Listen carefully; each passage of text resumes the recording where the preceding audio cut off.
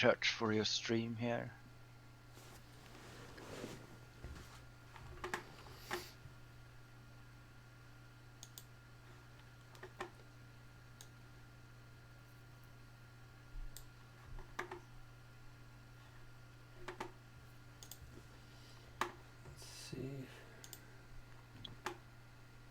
What's your channel name again? Is it Chambers? Chambers_N.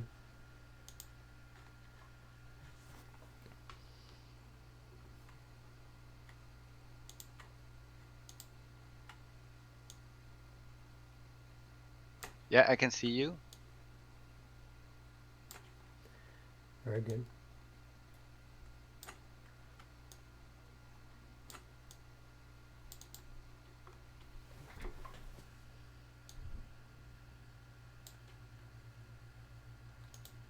And everybody can see you as well.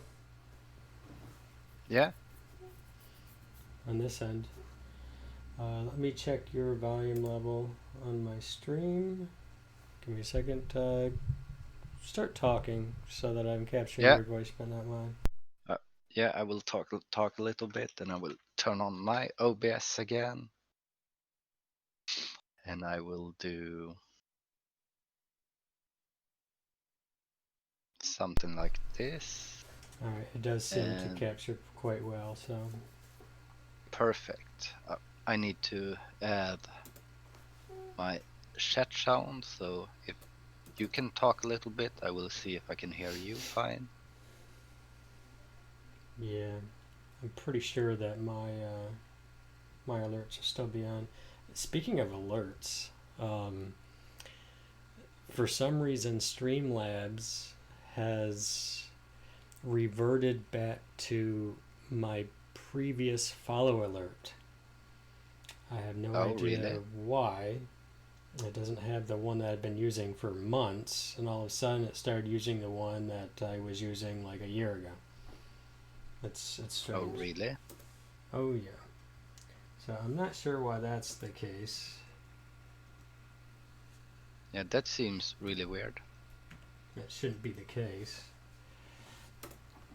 I was going to check that while we're talking. Yeah, let me get some more light on me.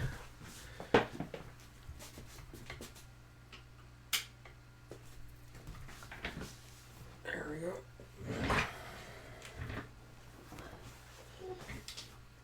My wife is now demanding that I cut my hair. I don't know why. It's nice. Yeah, it looks really good. It looks nice with the headphones on, but it's I guess I don't know. I don't know if I have the hair for it. It looks fine now though. I like it. Yeah, it doesn't look bad. Okay, I just need to fix my camera as well, and we can go live and talk a little bit.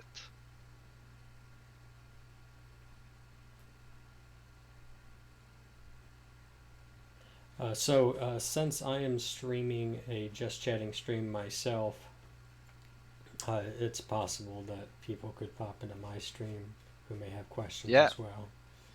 Yeah, that's completely fine. Hey, Real Wolf, welcome in. Well. Okay. And I have a beer. I'll be drinking Miller High Life today. Yeah, I will just go live like this, and people will see that I'm live. And I will fix my... Don't you know that I love you? In a color baby. Don't you know it on my stream? Well, I just went live, so 0 viewers is normally what you start out with, so... Let's see, now I should have alerts on top because, well, we just heard an alert. Thank you for the follow, by the way. Oh, there it was. Yeah. It's really big. I will just change my title to Fika with Chambers _ N if people wanna see you. yeah, I suppose people want to see me, they'll have to look at my stream. Yeah. Well, you're on my stream as well. Oh, okay. You got a capture of me, and then you have that up Yeah. on there. Yeah, I Yeah, I got you. capture you through your stream. Yeah, I got. So I'm stream stealing your camera. Yeah, yeah. I'm capturing yours from Discord, so Yeah. Yeah. And I usually have a little bit of background music, so let's turn on sure. something here. So you're not pictured on your stream, or are you? Do you have yours captured from your Discord, or how? Yeah, I have mine captured from my Discord, so Okay. so yeah, I was going to get a cup of coffee before we started. I see Yeah. you're drinking beer today. Yeah. Well, then I'm going to be the good host and get a beer instead. Oh, yeah. If you prefer. Yeah, the leap over the couch. Yeah. Very nice. Let's see, what beer do we want? So you're wearing Should a. we You're, should we go with the most Swedish beer ever? is there such a? It's a Falcon. Oh, very good. That that should actually be an American beer, I guess, because it's got a Falcon on it. But yeah, Not it's probably sure. the most bought beer in Sweden. Are there falcons there in Sweden? Well, I think we have some Falcons, but probably more up north in that case. Oh, okay. Yeah, anyways, welcome to just sitting here and talk with me. Yes. Usually we just let the conversation go wherever. So, do you wanna tell people who you are, people that don't know you? Sure. Sure. All right. So I've been involved in gaming for about 7 years now. Uh, it's probably not an exact amount. That's just what I tell people at this point. It could be 5. It could be 9. I have no idea. So where we're gonna go with 7. And I wasn't a gamer. Now I did have an NES and a Super Nintendo and a Sega Genesis when I was young, but I did not get um, into more of a competitive gaming, or I wasn't even casually gaming before that. I was spending most of my time reading stuff like that. And then it was a guy I worked with at a bank who said, "Have you ever seen the documentary King of Kong?" He said it's about video games. I said no, never seen it. So I watched it, and like many other people who have watched it, had that, hey, I can do that. I'd like to get a Donkey Kong machine and do that. So what I did is I downloaded MAME. I learned how to use that. Got my first kill screen live on Twitch on this channel, and I told my wife if I can get a kill screen on Donkey Kong on MAME, I'm gonna buy a cabinet. Now it was only about $450, the one that I bought, so I got that. I got over 1,000,000 points on it, and then I got a Donkey Kong Junior board to put in there as well. And speaking of being inspired by the King of Kong, I became the first person to beat both of Billy Mitchell and Steve Weeby's scores on both Donkey Kong and Donkey Kong Jr. People had either beaten one or the other on one game or the other, or beaten one score or the other, but I did both. And for me, that was a huge accomplishment because I beat the King of Kongs, right? In a sense. Now, obviously, I'm not the best Donkey Kong player or the junior player, but it just so happened that nobody had done that before. But about a month or two after I did it, Mark Kyle also did it. So I didn't stay in that place for too long. He has a higher Donkey Kong score than I do. He actually has 1.1, so he was the first to get 1.1 on both Junior and Donkey Kong. And nobody had that on both before. But anyways, so I got into the high score stuff because of the documentary, but then I moved over from the arcade to the NES. I started looking at Twin Galaxies. I started looking at high score performances on the NES. So that's when I got into the NES. So I did Donkey Kong. At the time I got the second place on that. I did the Donkey Kong Junior NES. I got the world record on that one. I had gotten the world record on Castlevania, both Five Lives and Marathon. I did a world record on Spelunker, Quick, Spy Hunter, Double Dragon. Um, Most people have probably have seen the movie The Wizard, where Jimmy scores 50,000 on the Double Dragon there at the bus stop.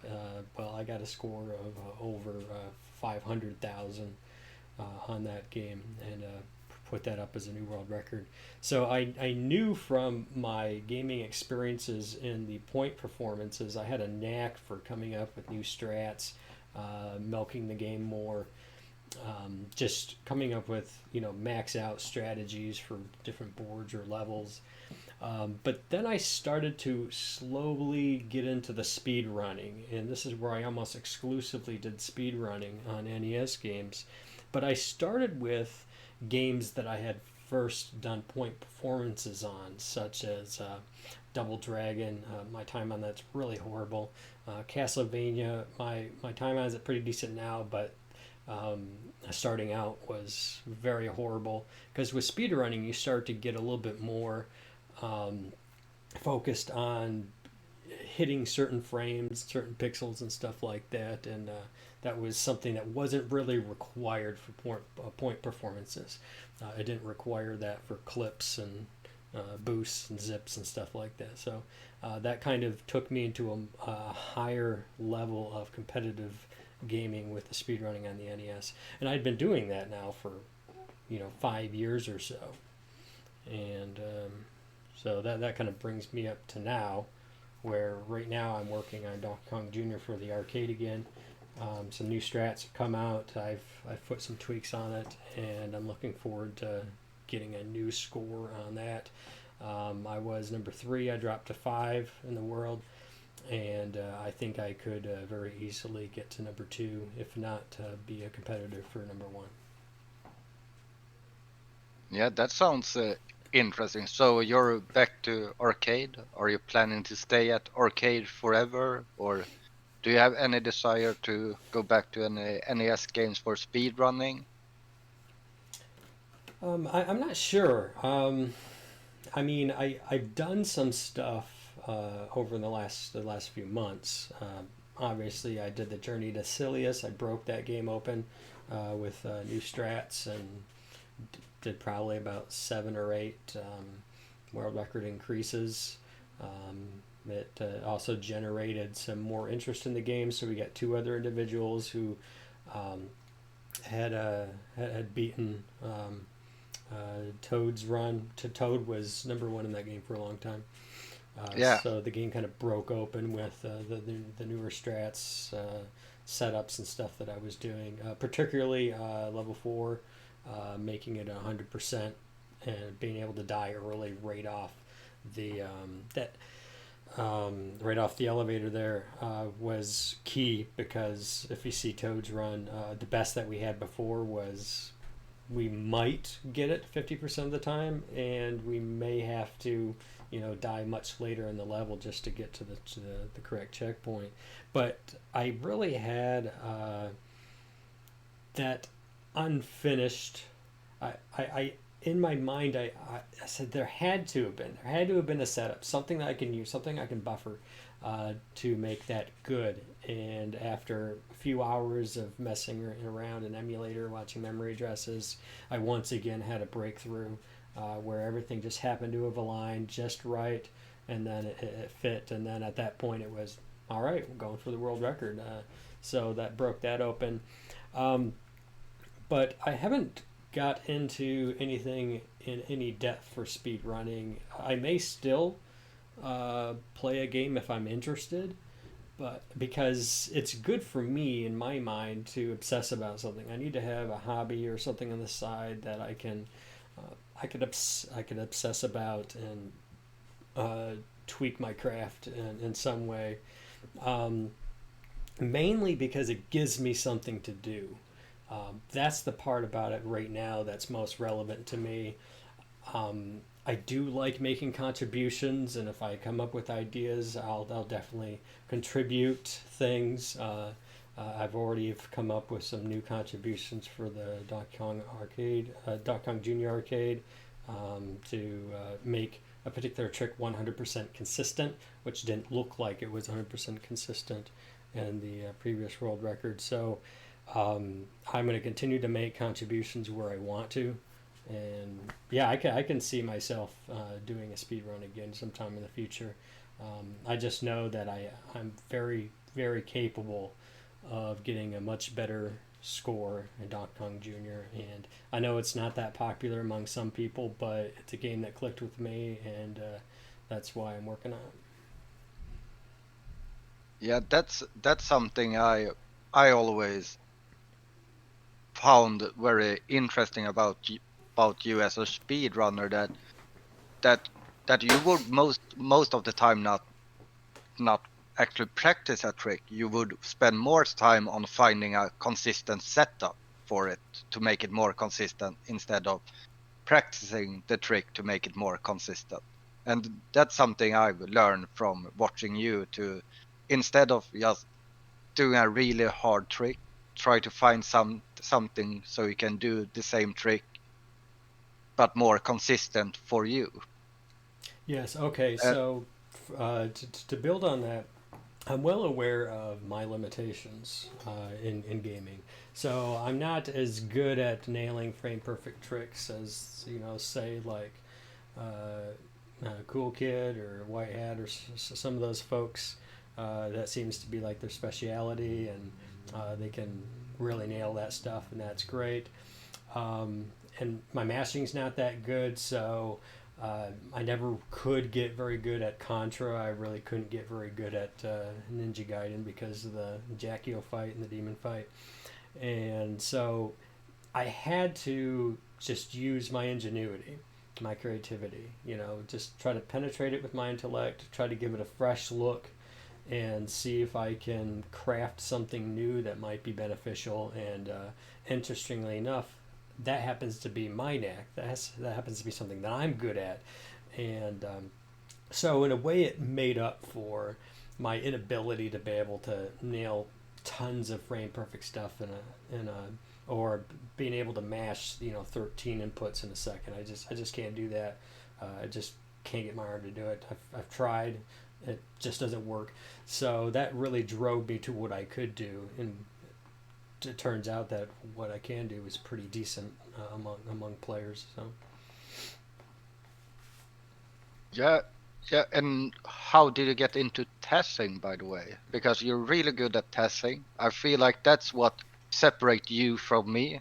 That I go more for, like, I try stuff out and I go for a feeling about stuff, while you go into tests and you know the stuff. You don't think stuff. You know what stuff works. right. So I don't address the games with any generality. I come up with very specific knowledge. Um, for example, I would do direct feed recordings, and then I would pull that up in US so I could analyze and I can move back and forth, and I can do frame counts, and I can analyze the movement.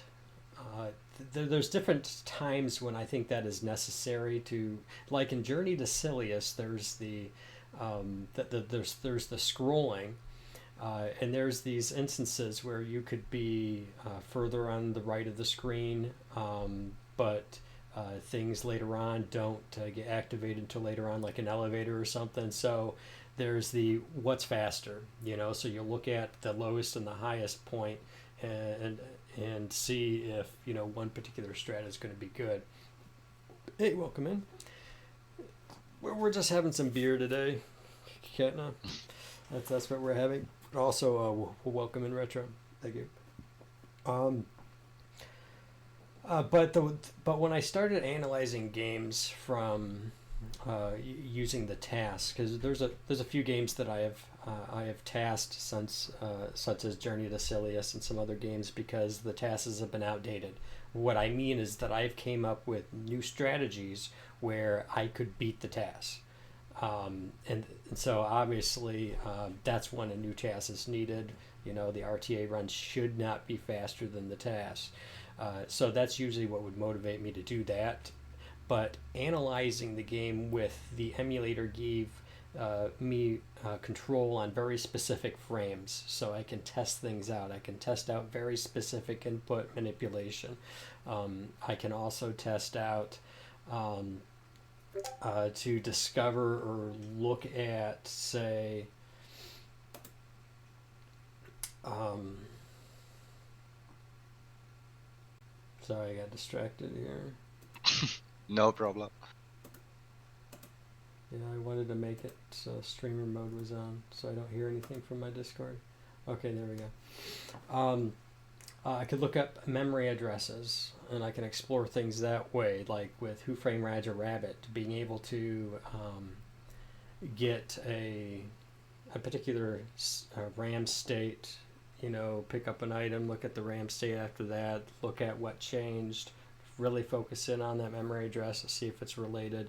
And it broke open, you know, where in the RAM the um, the item locations were. And so that enabled other people to actually assist me. 3Creepio, for example, has been very, very helpful because he can write Lewis scripts, and he can run these scripts that will pull data and just archive it, so we can put it into a spreadsheet, and we can isolate, you know, what particular input manipulation, for example, would be best in order to get certain outcomes in games like Family Feud, Who Framed Roger Rabbit. He's been able to do all kinds of stuff. Like when I was working in Jaws, he wrote a Lewis script that would actually show where Jaws is moving in the water, because you can't see that, to help us better understand his movement and how we might be able to maximize our, you know, time. Are we getting the earliest possible hit time based on his movement and stuff like that? So there are certain things that I don't know how to do that are actually very useful. Being able to write Lewis scripts to be able to, you know, highlight hitboxes and stuff like that, and like pull up all kinds of the different resets, because the Lewis script will run the script with certain inputs. It'll throw out the data into an output log. It'll restart it with different inputs, and then look at that outcome, and you can just sit there and just let it run all night and get thousands of outcomes to analyze. Obviously, that in itself helped to break things open. So there's a lot of things you can do with emulator that you can't just through basic trial and error. I think, like for example, trying to figure out this mysterious death warp on Journey to Silius that happened during a run that Bad Breaks was doing, where he died, and instead of being thrown back to the previous checkpoint, he got thrown up to the one that he hasn't even reached yet. And in fact, it was one that was, you know, a good amount of length in front of him. Unfortunately, it took quite a while to isolate all the memory addresses to watch things, but it was almost by accident that I discovered, just from having those memory addresses open, I was able to see under certain conditions why it would rapidly increase. So having those tools open and being able to know how to use them has created opportunities for discovery.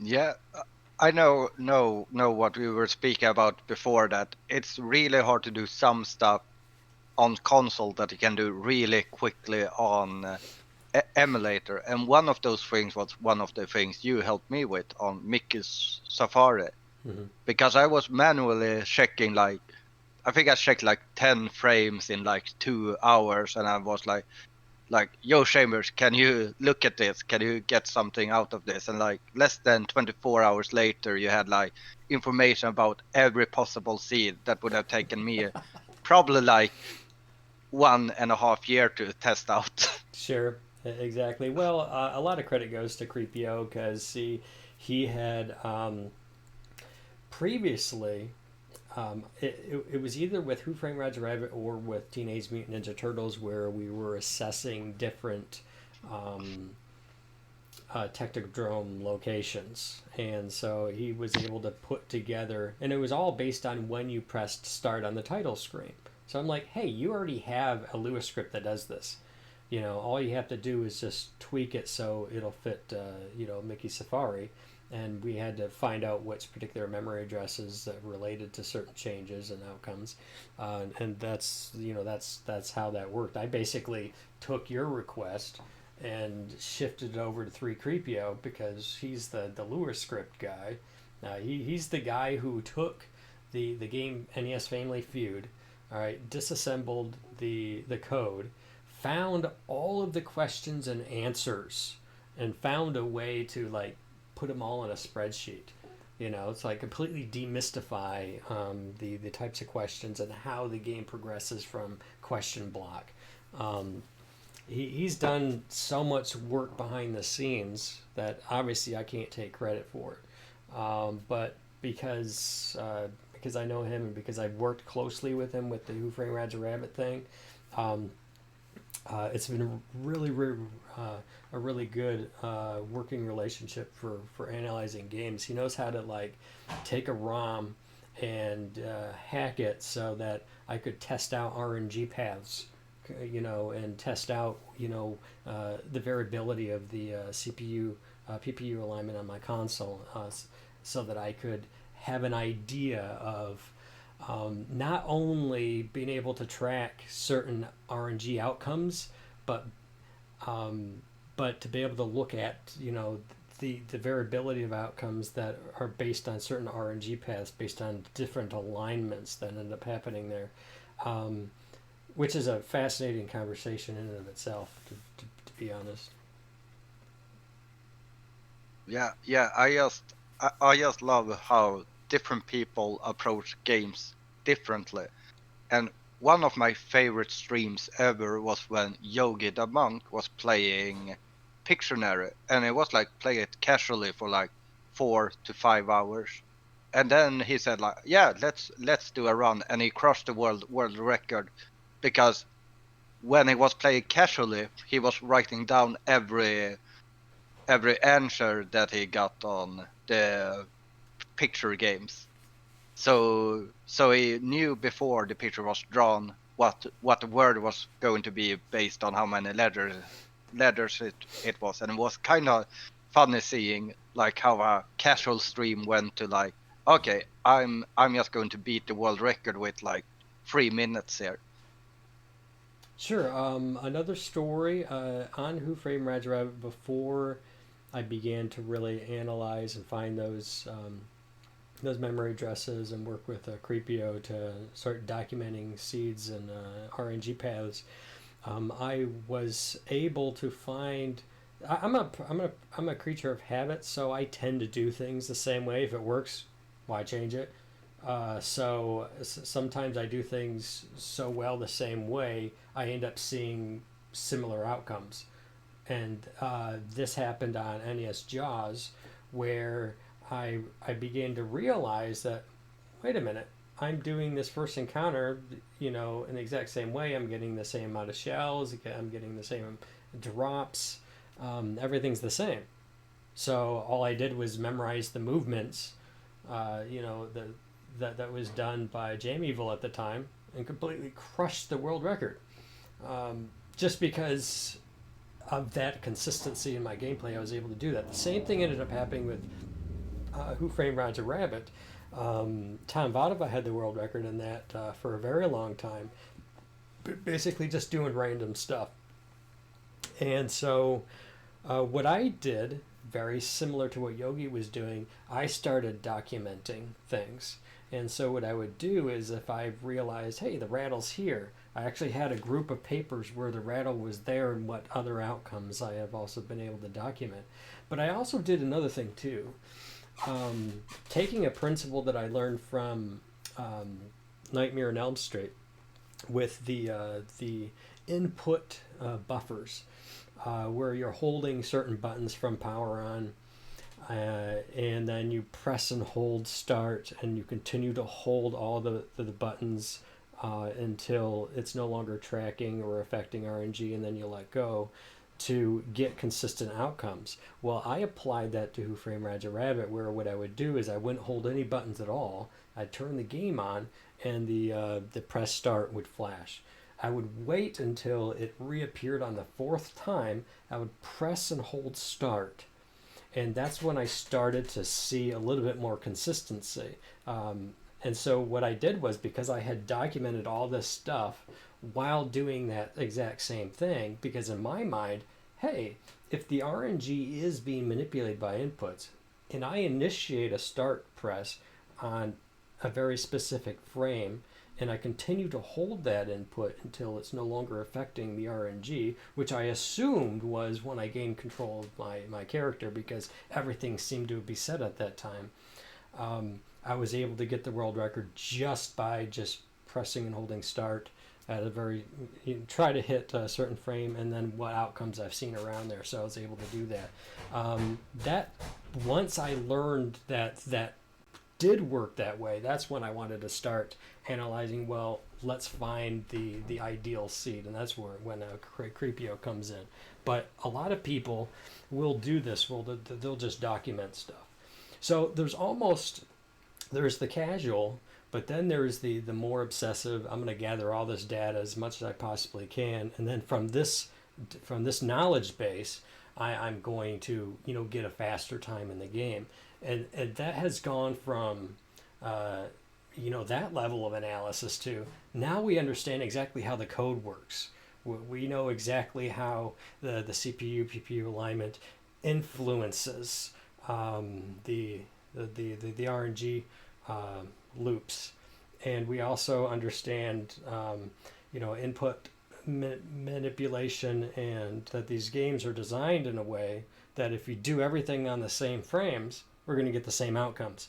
And this is what helped us with Castlevania, where with drops, we know exactly where the drops are going to be, because we know the progression of what ends up being dropped, and we know what frame we have to hit things on. And just knowing that games function like this in general, anyways, means it's just general knowledge that we could apply to any game at all. And I think a lot of the things that I've done have been just based on applying that simple bit of knowledge to those to different game situations where people just assumed the RNG was not controllable. Yeah, because that's something I did after. I think it was we met during, was it Big 20 number 7 we met? Is that right? Well, I think the first thing that you helped me with was Section Z, I think, is when we really started to connect. That's when you did the Yeah, commentary for it. yeah, exactly. But I think I started following you during a Big 20, or maybe it was right before a Big 20. But anyways, I was at your stream and you were talking about these RNG things, because I was pretty new to speedrunning at that point. And you talked about how inputs can change RNG and stuff. And and one of the games was Donkey Kong Jr. I remember Donkey Kong Jr. Math or something. So I tried applying the things you said, like holding buttons in on power up and stuff, and I noticed like right away that RNG only changes every 3 frame depending on what buttons you held in. So I knew if I held down a button between 4 to 6 frames, I got the most optimal seed for the first stage every time.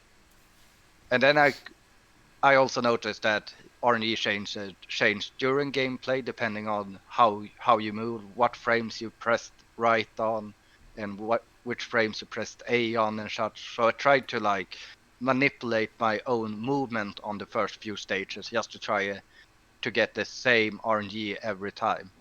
And it kind of worked, but I wasn't consistent enough to get it all through the game. But it's something I learned from watching your streams and seeing how you talked about how to manipulate RNG in different ways. And I'm sure I've probably used other things you have also said just to manipulate RNG in other games. Sure. Now, what's interesting is that when you're analyzing a game, you can try to isolate exactly why certain things happen. Um, Yeah, Junkyard Dave reached out to me, and like within 20 minutes, he said, I have no idea why. Sometimes on Teenage Mutant Ninja Turtles 2, the arcade game, why sometimes Shogun, his head would fly off, and sometimes it wouldn't. And so he had no idea why that worked. I spent 20 minutes looking at it, documenting things, looking at, and found that, and we haven't talked about this, but the global timer, how yeah, some RNG is based on global timer. So we know in some games, as long as you enter a boss fight within a reasonable amount of time. Sometimes you can tell by your splits going into a boss fight approximately what type. Like for example, watching Arcus, he knows exactly if he's a little too late for the faster kill on the boss at the end of Cottage Cheese. He knows exactly how that yeah, works on Ninja Gaiden.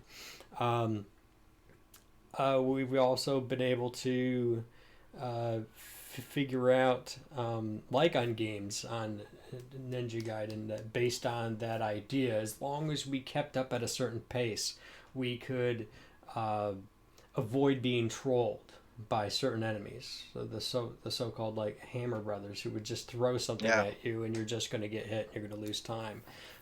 Finding a good start press on the because it's based on when the game is powered on is when that memory address continues to just um, that's what it means by global timer. It's and so it's a little bit harder to isolate. Another aspect, we talked about input manipulation a little bit. There are some games that, like Who Framed Roger Rabbit and Mike Tyson's Punch Out, and Donkey Kong works this way as well, the arcade game as well, where the RNG um, is calculated every single frame. And not only that, depending on what particular inputs you are using, would cause variations of paths, for instance. And so, like with NES Donkey Kong, you can buffer in, holding right, because right is one of the inputs that influences RNG. So you can hold that before you power on. The start button doesn't influence it. And so at the very beginning, there's a frame perfect trick where you have to stop holding right, and on the next immediate frame, you have to be pressing holding down. Well, guess what? That's frame perfect. And so it's the exact same inputs. So now we have where you can hold right, and now we're clipping down, and we can come straight down, and that's all we needed to be able to manipulate whether or not we're going to get the actual barrel. Is it going to go down the ladder, or is it going to stay and we have to jump over it? Because when you jump over it, it takes you an additional like 0.2, 0.3 seconds or whatnot. So that raised a whole new set of questions because um, and this marks one of the differences between me as a console player coming from more of a Twin Galaxies background of having worked and reasoned within um, the mindset of the classic arcade gaming community. Um, is that there are at times differences between console and emulator. Sometimes it doesn't matter. But there are instances where a emulator player actually has an advantage over the console players. A recent conversation along these lines actually began to occur with Family Feud, because if I don't know if you're aware, but some people might be aware, I had to test out over 15 NES consoles just to be able to isolate RAM chips that would, at their more natural state, their default values, after having been powered off for like 5 to 10 seconds, whether or not it would give me a good outcome. It would target very specific questions where there were fewer answers, and the answers were didn't include as many letters, so that I could get fast money quicker. Well, what we have found through this process is, as I had mentioned before, there's in the NES, the CPU, the central processing unit, the one that's actually running the Yeah. game code, and the PPU, the picture processing unit, are two distinct chips on the motherboard, and they have to communicate to each other, and they may be initialized at slightly different times, making a slightly different alignment ends up occurring. Why this is important? Because there are RNG loops in the code that run in the CPU. But what ends up happening is that as soon as the PPU kicks on, it'll initiate this non-masked interrupt, which will stop whatever processing that's going on at that time. And that's going to happen at variable times. So what ends up happening is the RNG is only going to be influenced mostly or a little bit, or it's going to be at a different moment in time, which creates these different RNG paths. Because normally, when you start with a fixed RAM state, a very fixed value that's the same, the RNG is really not pure. It's more quasi. It's going to progress in a very specific way. This has created issues where, for instance, with one way of looking at it is that your set of outcomes for using BizHawk on emulator are different than if you used FCUX, because of the starting initial default RAM state is different. Why this is important is because when the game code, the ROM is written to the RAM, some of those memory addresses are RNG related and some aren't. And if any of those are RNG related that are not initialized, meaning that the game is going to put a set value there, it's going to write a 25, every single time, because that's just what the ROM does. It always writes a 25 to that memory address. Well, the problem is that if it's not initialized, that means it's always going to be using what was already there. Now, with emulators, it's always going to be a fixed value. Always. It's going to be a 0 or a hex FF, which is, like 255, or alternating. It takes this palette as a very fixed and, stable palette. So when it writes the code on there, now because there's RNG related memory addresses that are not being initialized, they have the advantage of having that fixed state to work with. So now RNG is only going to be progressing from that fixed state. But with a console, you could be getting all kinds of different results. An example of this would be NES Metroid. See, with NES Metroid, Yeah. Metroid McFly was doing a lot of resets, because by the time it was about 50-50 for him. He'd get all the way to Kraid, and it's not the right pattern. It's not the fastest pattern. So he's going to lose time. He doesn't want that. He wants the best pattern, so he resets. Me, because I come from that more using originals, official released material. So NES controllers that are official released by Nintendo, original, all original stuff. When it's relevant, I'll actually buy the cart and use that, because I'll get to The kind of problem with flash drives as well, the EverDrive power pack stuff like that. I'll get to that. Remember, remind me if I go off on a tangent. But with NES Yeah. Metroid, we found that some consoles would give somebody the best outcome every single time. Like every time they got the crate, didn't matter. They would always have the right RNG. For whatever reason, their RAM chips had a favorable default state. So if you powered off your console and then you were to power it on, uh, there's going to be a value of some sort already there that in an uninitialized memory address so that it can use. Otherwise, there's no logic there for progression with the code. So what ends up happening is that somebody could own a console that maybe they only get the best grade pattern 20% of the time. And if you do resets, well, that might be too quick. You have to power it off to get to a fixed RAM state. Otherwise, if you do quick resets, there would be some slight memory bleeding, but so it won't preserve what was necessarily there, although it could. But there's all kinds of things that can end up influencing an actual chip. See, an actual chip on the motherboard, from power regulation, electrical interference to electrical fluctuations can end up causing influence. Some chips, just because of material decay or the physical structure of the chip, could have a flaw that it works for a long time, but it could have some influence. So there's a lot of variables that exist in its natural state.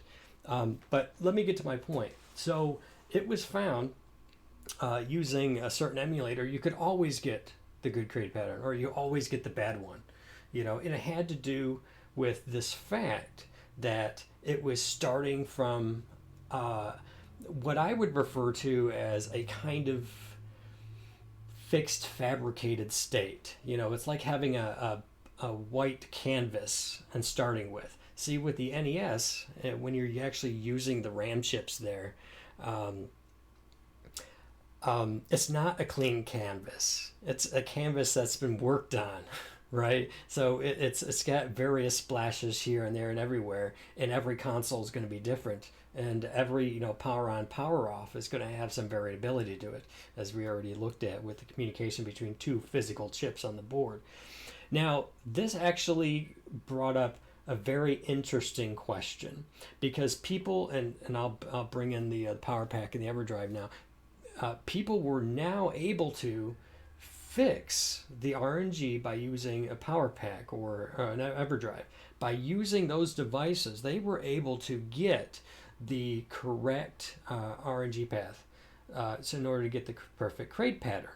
So there was an advantage. Now, Metroid McFly had to do twice as many resets, which it takes 7 to 10 minutes to get to crate, and you have to go through all kinds of crap that could cause additional resets, clipping through things and everything. So this was a clear advantage because of this particular issue. So it raised a question now. I wanted to come up with a console solution to this problem. And so that's when I started testing consoles and found out that there are consoles with certain RAM chips that would be very favorable to getting 10 for 10 on getting a good crate pattern. That's huge. So I sold the console after demonstrating it to him over my stream. I sold him the console, and now he doesn't have to reset on that anymore. That is very interesting. Now, that's using just original hardware, but I had to own many, many, many consoles and have had to test them with this knowledge to be able to get the right outcomes that we want. But this, like I said, raises a very interesting question, because finding a console solution to this makes sense because I'm just using Ingenuity and original hardware. But if we have a power pack or an EverDrive, the reason why they were getting that is because before the ROM is started, the EverDrive and power pack actually write to the RAM in order to run the operating system. and it also initializes the PPU, because the PPU is what shows you the file system on your TV, right? So Yeah. it was actually found then you could actually manipulate your um, those memory addresses that are utilized by this by changing your file system, putting your files in different locations.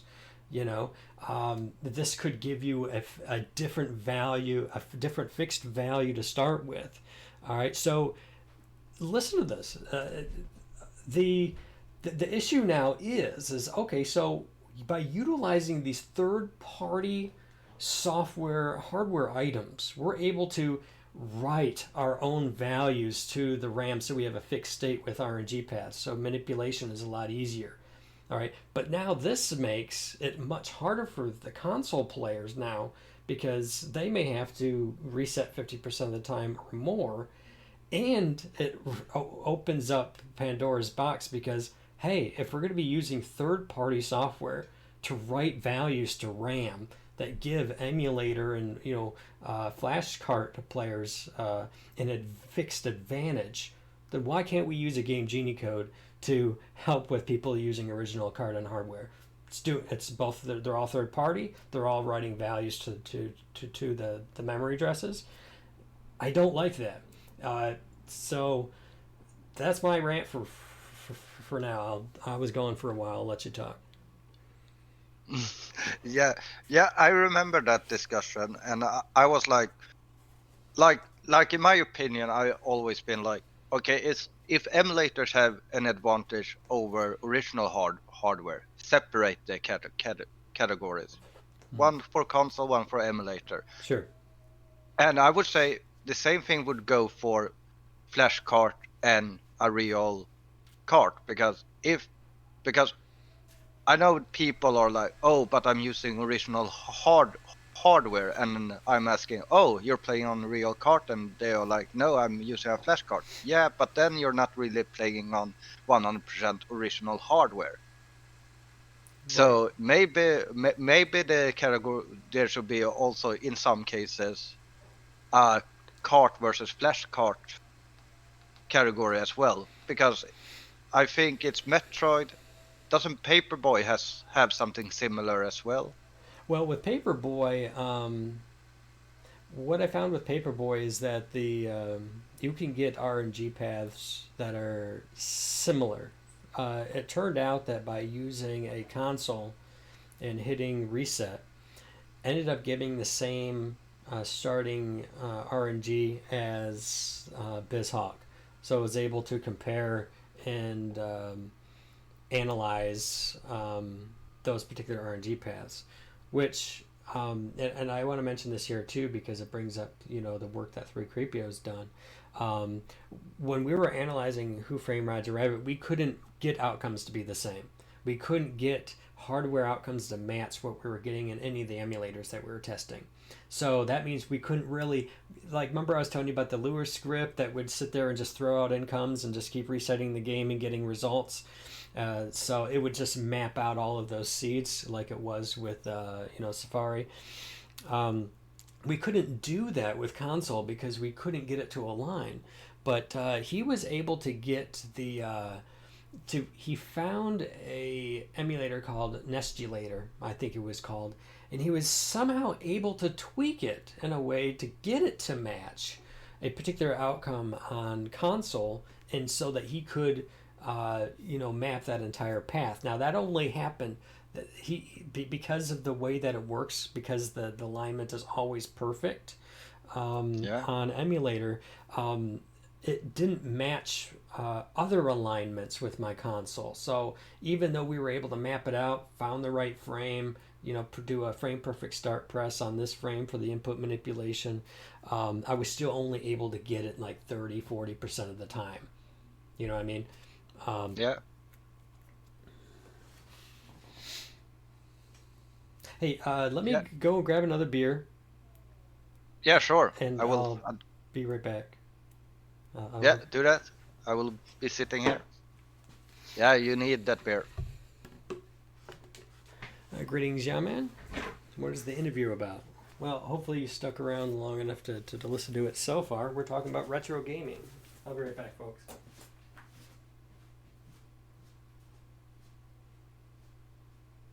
Yeah, I mean, even if a leaderboard would just have 2 runs, free creepio, or 1 run, I mean, there should be some way to, like, say, at least show in a way like, okay, it's way easier on console or on flashcard emulator, or maybe not easier in some cases, but at least say that there's a big difference between the 2 runs.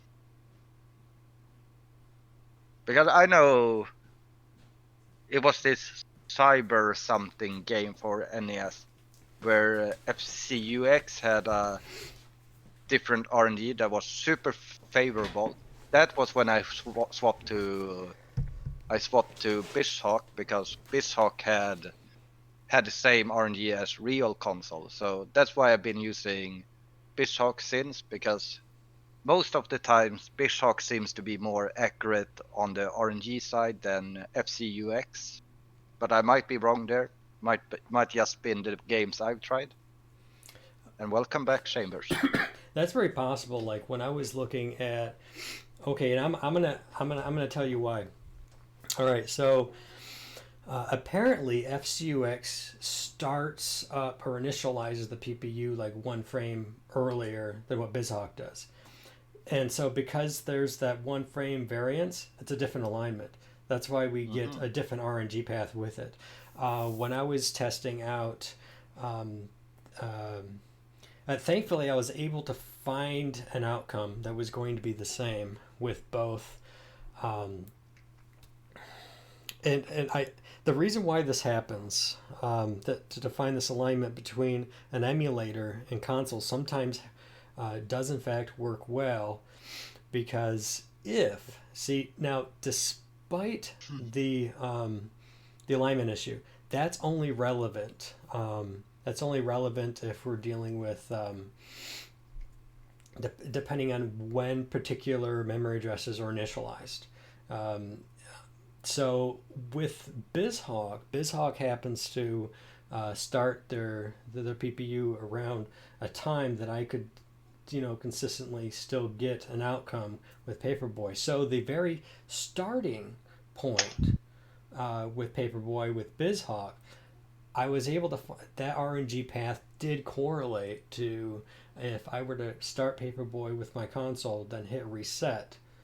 Uh, that would align with what BizHawk was, because when you hit reset, if the RNG is initialized, it's being it goes back to a fixed value, then most likely that's not going to be influenced by this alignment issue, uh, particularly because through resets, that's not going to really mess with the initialization of it. So sometimes you can get correlations, a correlation of outcomes. And BizHawk, I at least found with Paperboy to meet to fit those outcomes, to find an alignment between Mm-hmm. the console and the emulator. And like I said, when I asked somebody about this on task videos, people were using BizHawk more than they were using the FCUX at one time. And the way that he said that because FCUX erroneously begins initializes the PPU 1 frame early or something like that. Um, I quoted it in an article on Speedrun in order to explain this. I believe it was for. Um, it may be on Paperboy, but I'm pretty sure it's on Who Framed Roger Rabbit. I wanted to make sure that I'm giving people accurate information here. Who Framed? Yeah, I know it's the same thing for Miku's Safari, because I was trying to hit a certain frame when I did world record attempts, and I started on FCUX, I think. And then when I swapped to BizHawk, I needed to hit it like if it was 2 frames earlier for some reason. So that messed me up a lot at the beginning when I swapped to BizHawk because of being used to hit it 2 frames later when you're listening to an audio cue. It's really weird to change your timing to the new time slot. Yeah, it's a good tool to use, um, but emulators don't perfectly capture exactly how it might function on console. So sometimes there might be some variance in trying to find an alignment. The quotation actually came from an individual on taskvideos.org, Elosia, stated that BizHawk and FCUX set the RNG on different frames because FCUX erroneously delays PPU startup by an extra frame. So what that means is that like if you were to start the ROM in a task editor, you would notice that the first bit of picture might be say on frame 7 by using FCUX, but it'll be like frame 6 when we start to see the picture and BizHawk. Yeah, yeah. I think that's a thing that I always. Oh, you need to talk.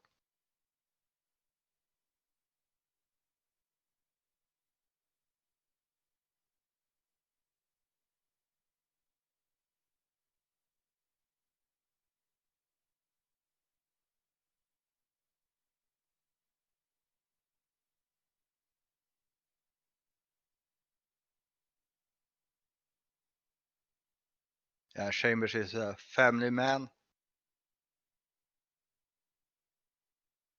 I just have my cats. I'm all alone. Okay. Oh, welcome back. Yeah, the thing I was going to say was that that that's something I try to do whenever I speedrun games. Is like trying to explain why certain things work. Like I think that's why I got so many views during my Ghoul School world record attempts because I was explaining like every time I explain when I got to the shower room because it's on global timer. I could say, okay, I'm 1 second late, so my global timer will be really bad here. But even when I was 2 seconds ahead, I could explain, okay, my global timer is horrible here, so I will not gain the 2 seconds I just gained. And same thing when I was sipping because that game has like manipulation of subpixels and stuff. So I tried to explain that as well, and I think like it's both interesting as a runner of a game and as the viewer if the runner themselves can explain why things works instead of saying oh it works because it works, because I think that's what differentiate like normal speedrunners to really good speedrunners, that they actually understand why things works, or at least try to understand. Yeah, absolutely. You mentioned subpixels. That's something we haven't discussed yet. Oh Um, yeah, we haven't. the first time that that made sense to me, and hopefully I'm thinking of this correctly, was when I was looking at the Death Warp on Journey to Silius, and basically I could get to the exact same pixel location physically, like the graphic is in Mm. the exact same place every single time I run up to and activate that activates the elevator there. But if you look into the code, you'll notice that sometimes it's there's these what I would call micro frames, that it's actually showing you to be slightly further to the right than you actually are. And this is what actually broke open the ability to um, get those to translate into, because if I'm slightly further to the right and it's calculating my movements moving back to the left at the bottom of the elevator, even though physically I'm in the exact same place and you won't know, um, that's one way I've come to think about subpixel, is that okay, we did a pixel perfect trick, but the problem was is just underneath, right, sub, Yeah. what we can see It's actually in the memory address of values for where my location is just Yeah, slightly to the right or to the left or of where the graphic is, and that's where the language of subpixels ends up coming in. yeah. I think I learned about subpixel when I was running Sonic. Actually, Sonic is a notorious game about subpixel tricks. But in that game, the subpixels are they feel like they are really big because like when you're standing on a pixel, you can literally press right probably 5 to 6 times one frame and still not move a pixel. And and I think that really helped me a lot with the subpixel tricks because because it made me understand that Sonic really made it clear that there is a pixel, there are pixels, and there are 256 micropixels of that pixel.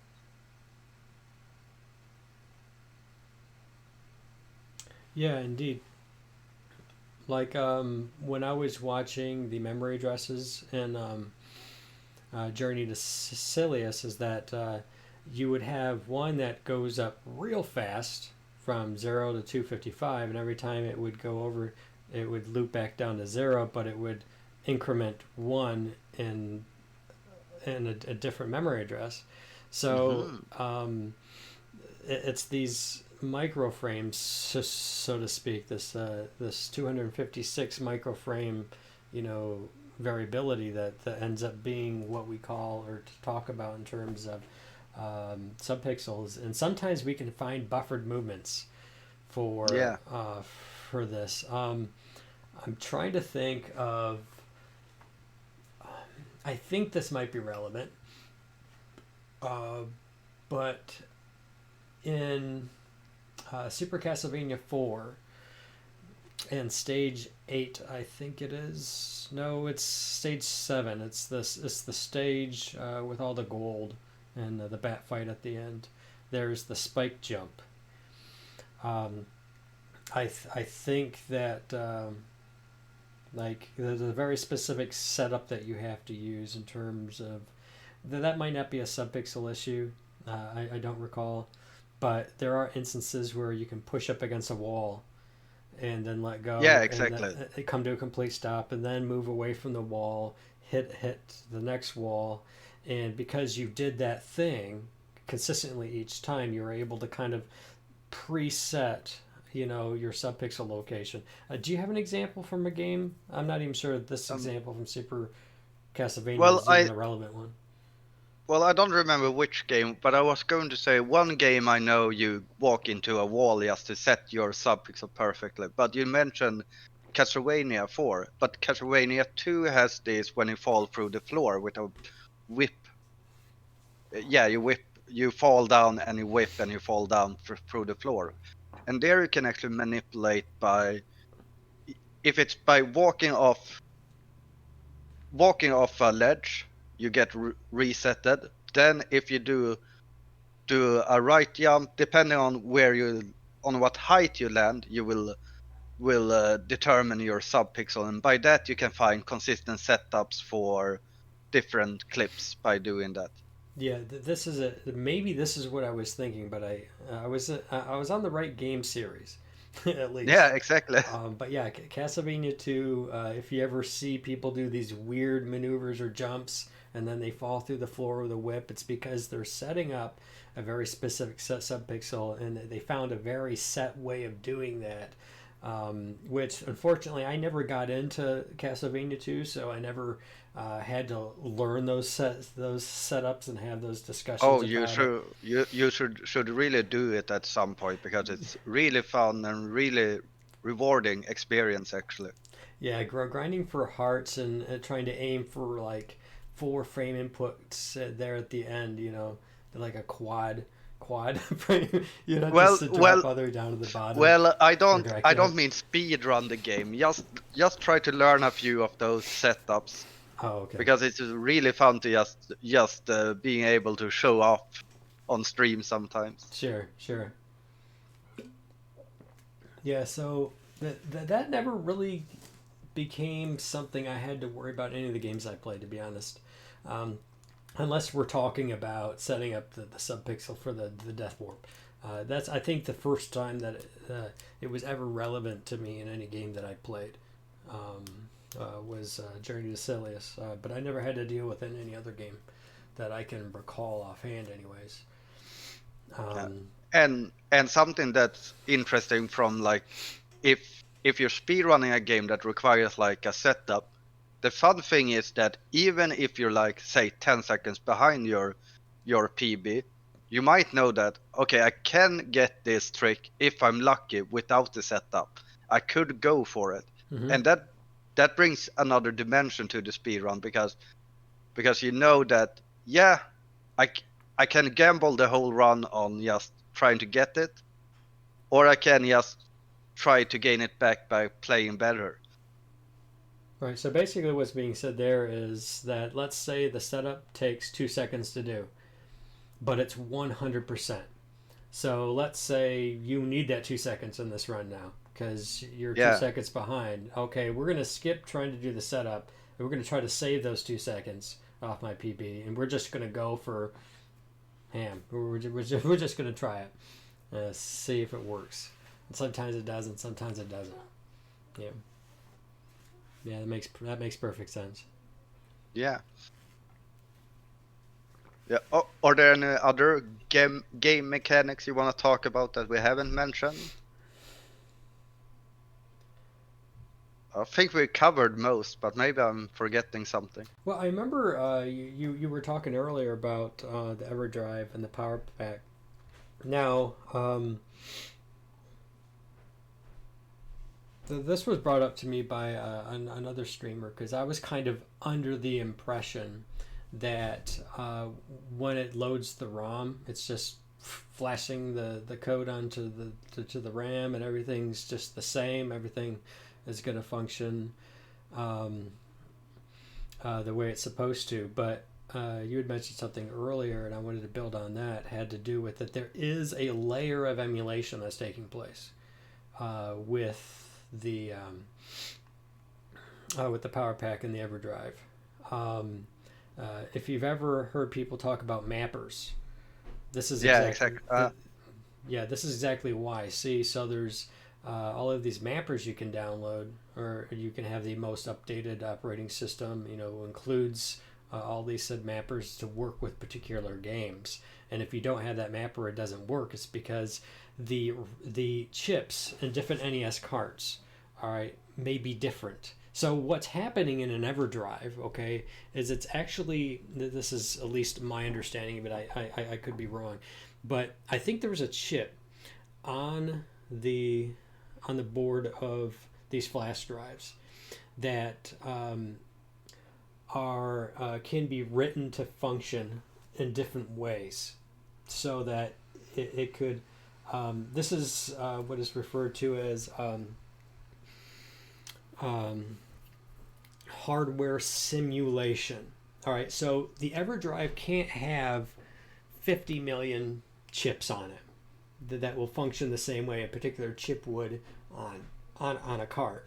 So in order to get it to work, you have to have a single chip that can be reprogrammed to with different mappers to be able to for that chip to function in the manner in which the original chip would on an actual cart. So that's how they were able to get around that issue, is actually have a single chip. But I don't know if I would refer to this as emulation. Maybe I would refer to it as hardware simulation. It's an actual hardware chip that's being programmed to function in a very specific manner in order to run the game in the exact same way that the chips would on a cart. But obviously, there's so many different chips.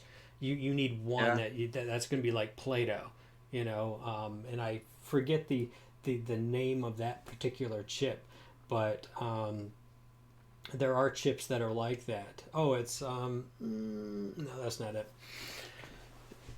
anyways, yeah. So hardware simulation is actually what's going on. So maybe even using the language of a layer of emulation might not necessarily be the best language to use, uh, unless I'm wrong about how this works. It, but that makes sense to me. So somebody might correct that, but that's my understanding. Yeah, I got a question here. You don't know a lot about this kind of thing. For a little while, I heard the word software emulation and hardware emulation be thrown around, and people were like, hardware emulation is so much better than software emulation. But well, I do understand the like why the two different words exist, but what's really different between those two? I mean, in the concept of accuracy. Sure. Okay. So when I talk about software, I'll use the term emulation. The reason why Yeah, I use that language is because in an emulator like BizHawk, for example, the PPU and the CPU are not actual physical chips. Okay, so yeah, there isn't really hardware that is involved. So you're only dealing with a software based functioning PPU and CPU. Okay, so software emulation happens to be uh, coding or software or a program that functions in place of the actual chip and what it would do mechanically. Okay. Uh, hardware simulation. Sorry, I'm not using the word emulation here. I'm using the word simulation because there is an actual chip that is involved, actual physical chip that is reprogrammable to function like many different other types of chips so that it will simulate the behavior of another actual hardware chip, right? So that's I think the clearest way that I could try to clear that up. And I do think that ideally, when we are using the EverDrive, if it functions the way that I'm thinking that it does, there's an actual chip that is. Now, um, gosh, I wish I actually knew that this was an actual case. Um, because I don't want to keep using this EverDrive as an example. If there actually is a layer of emulation that's going on where the mapper is somehow being applied at a software level, right? And then it's outputting what it's rendering, on what we see, as opposed to, say, an analog NT or something, where it doesn't have like an original chip that came off a motherboard from an NES, but actually has a chip that can be programmed to function just like any of the chips that you would be able to find on that. So hardware simulation in that particular way would be an ideal um, choice for someone, oh, instead of using software emulation, which is one of the things that would be my. I like using emulator as a tool, but I wouldn't want yeah, to use it to compete personally. Just because, like I said, I come more from a original hardware, a TG kind of mindset. yeah. It's it's like me. I I've only used emulation on my stream, but I just got the EverDrive and everything, so I'm going to beat all my emulation times on for the NES on real hardware now. But it's like when I come to ESA.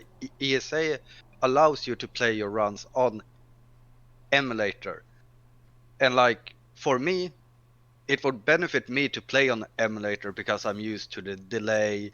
I would be able to like perform on a higher level. But I feel like if I got the possibility to play on real hardware, I want to play on real hardware because I know it's so much more accurate. But what you were saying brings up another question because you called like the Nintendo NT hardware simulation, and you're calling EverDrive hardware simulation as well.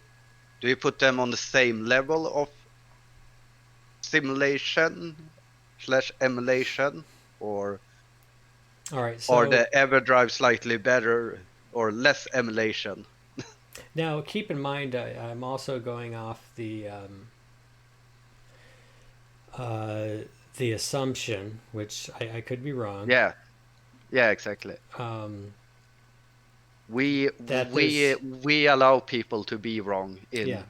I could be wrong, but Yeah, assuming that the EverDrive actually has it's called a field programmable gate array, all right, an FPGA. It's a chip that, just as it sounds, it can actually be configured by the customer designer after it's manufactured.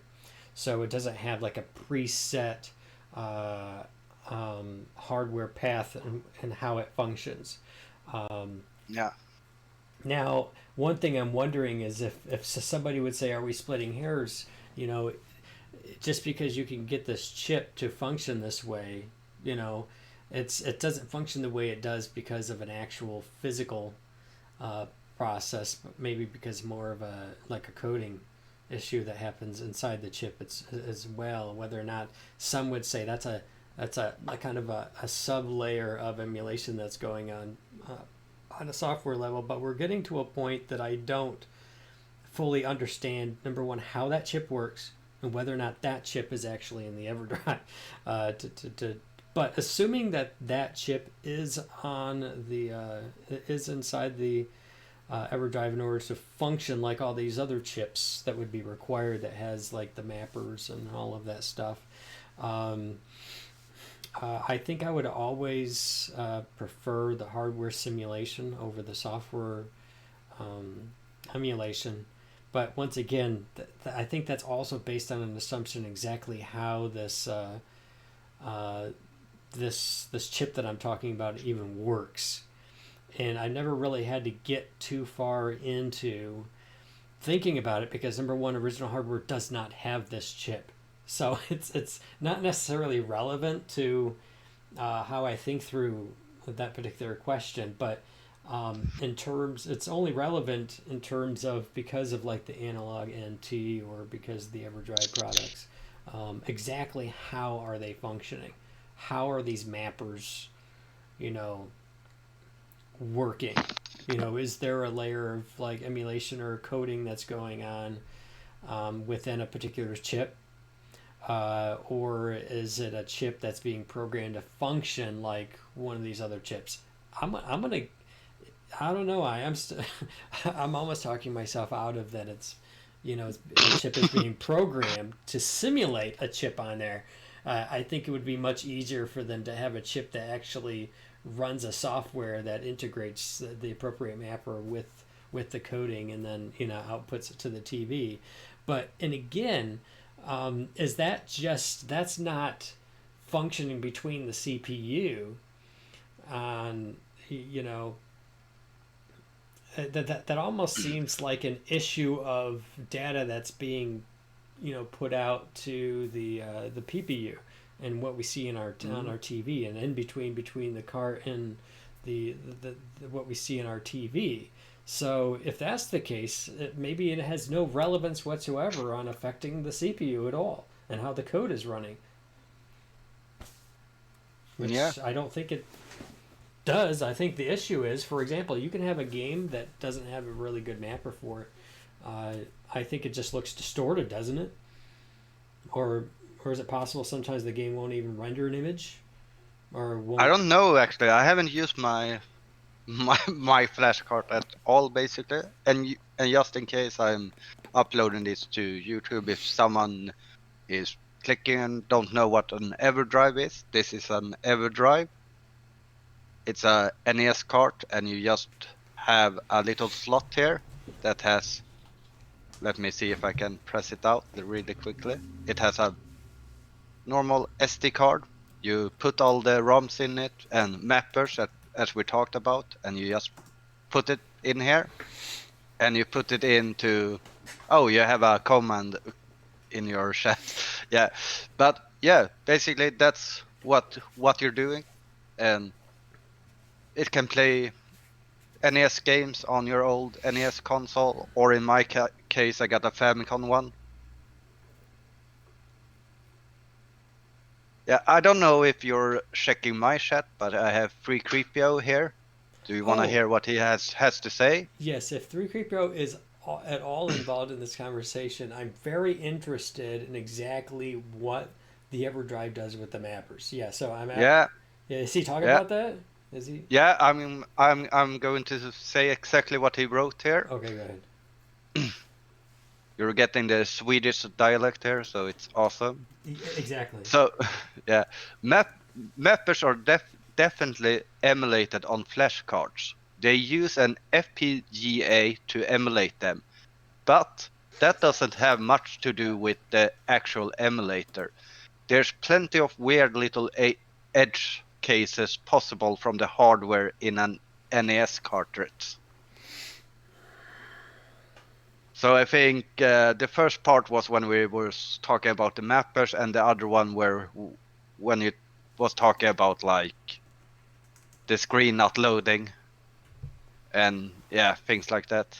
Okay. So it sounds like he's confirming that there is a field programmable Gatorade chip that is being programmed to function along the lines of the various chips that might be found in NES cards.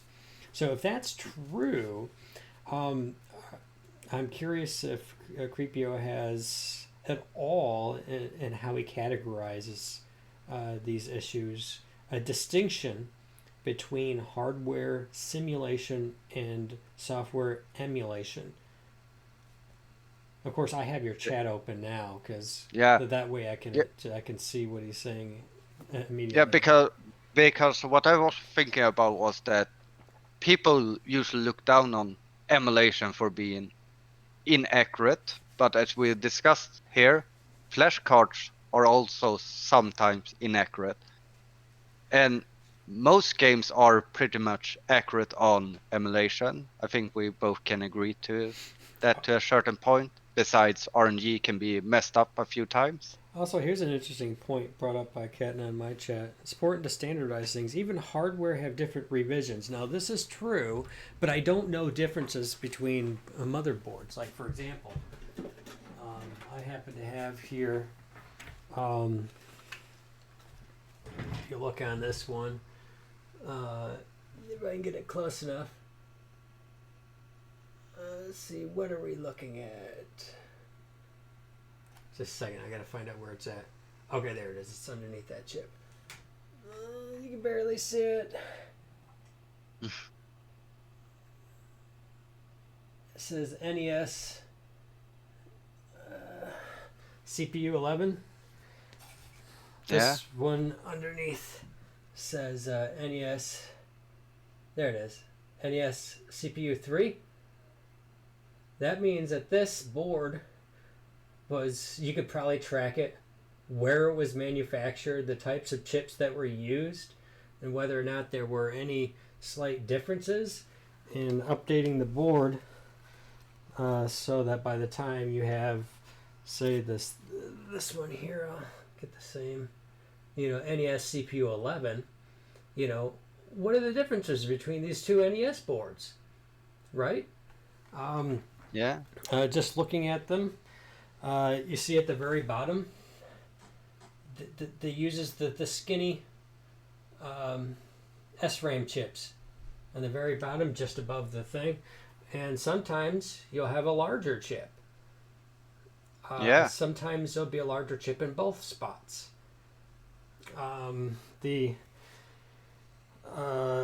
It has a Hyundai chip is the bigger one.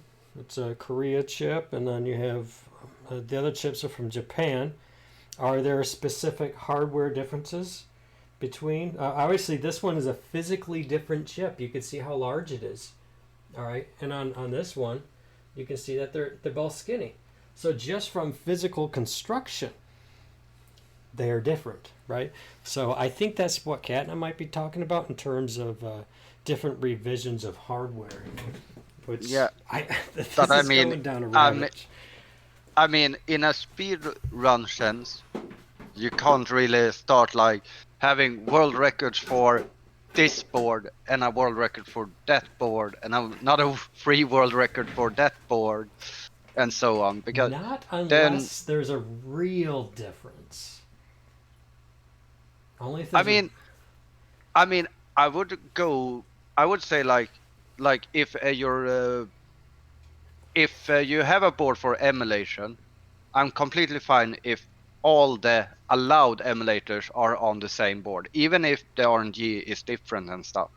And I would say the same thing would I go for if it was a hardware leaderboard, but different RNG based on what console you have, because then you're using real hardware. If you want to go for the better time, you better get the best hardware for it. The same thing when you go for emulator. You might like another emulator, but if you want to compete for the best time, you gotta swap emulator. So there I'm kind of like yeah, you're using the same things, so go for the best thing that is allowed, if that makes sense. Sure, yeah, I got it. Another thing that came to mind when we were talking about different versions brought up by Kat. Now, there are different revisions of operating systems that came out, that has come out for EverDrive. But when I was playing Codename Viper, there's a particular, and I don't know why this is. I don't think it was ever explained, but sometimes a certain game will run slightly different. Like there's um, it can go into a hard lock uh, near the beginning of the game by the waterfall. If I'm using, say, OS 16, or the operating system 20, OS 20, Mm. but it won't do it with OS 16 or something like that. So there's times where I've had to actually put, even though I had a mapper to run the game, right? That doesn't make much sense to me because it has the exact same mapper compatibility on both of those operating system versions.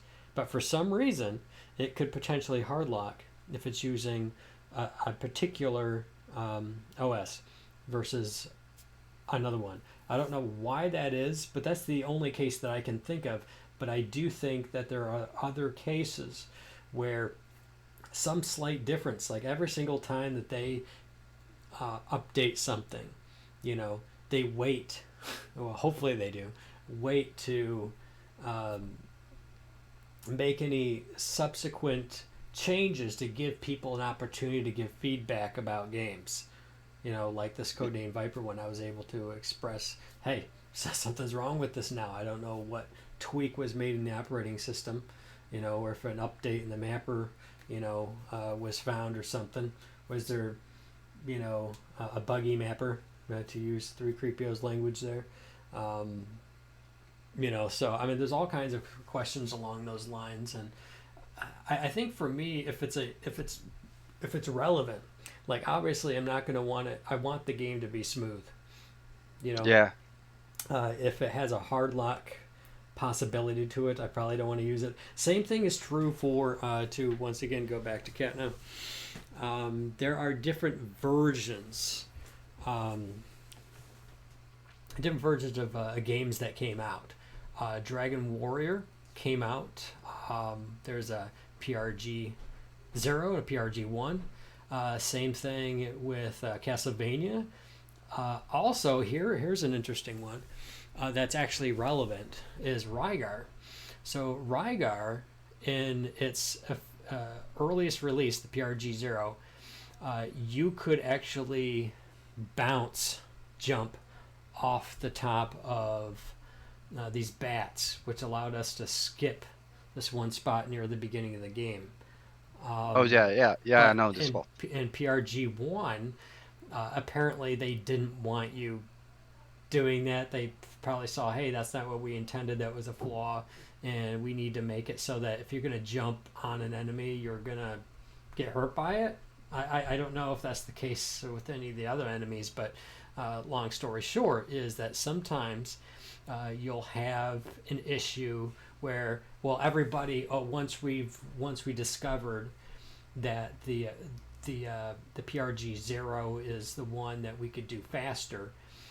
People just start using that. Now, it might be the case, for instance, that Rygar was only out for a year before they started putting out the other ones. So an argument for initial release might be hard to say, well, this is the release that people have used for 33 years instead of just only 22 years since the release of the PRG1, or what is the more popular one that was used. So with Dragon Warrior, the more popular version that came out was the release with the Nintendo Power. If you get a Nintendo Power subscription, they threw in the free game. That was by far the most played version of the game. But if I remember correctly, there's some extra text in it or something like that. I don't remember the specific issue, and it's not the fastest. Um, so if I'm remembering that correctly, then it's the least played version that was released for that game, which happens to be the fastest. So if you know this, you just use that version. It's not an Yeah. issue where, okay, we've been speedrunning this game for 30 years. Well, I mean, when did speedrunning even become a thing, like officially, where it was like organized and very specific? But I think in general, um, just being aware of those issues, be willing to discuss those, and see how people who even care about the game or games in general, who involve themselves in those types of discussions, usually end up being the ones that kind of craft the way that rules work, determine the way that the leaderboards are going to be structured and Yeah. categorized.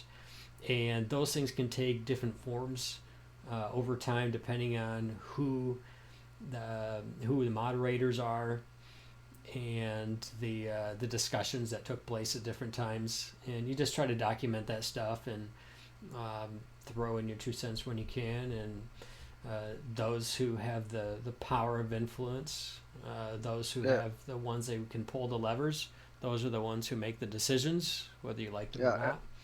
And I mean, one important thing to remember about speedrunning is that even if people want to take it super serious, it's still a hobby. And you gotta realize that like you gotta make the decisions that's best for the community. Maybe not the best one, but best for the community one. Like like there's a few games I know that I just hate the leaderboard for. The most recent one is Pulseman for the Genesis. Hmm. Uh, that game has two category. It's called glitchless and non-glitchless, basically.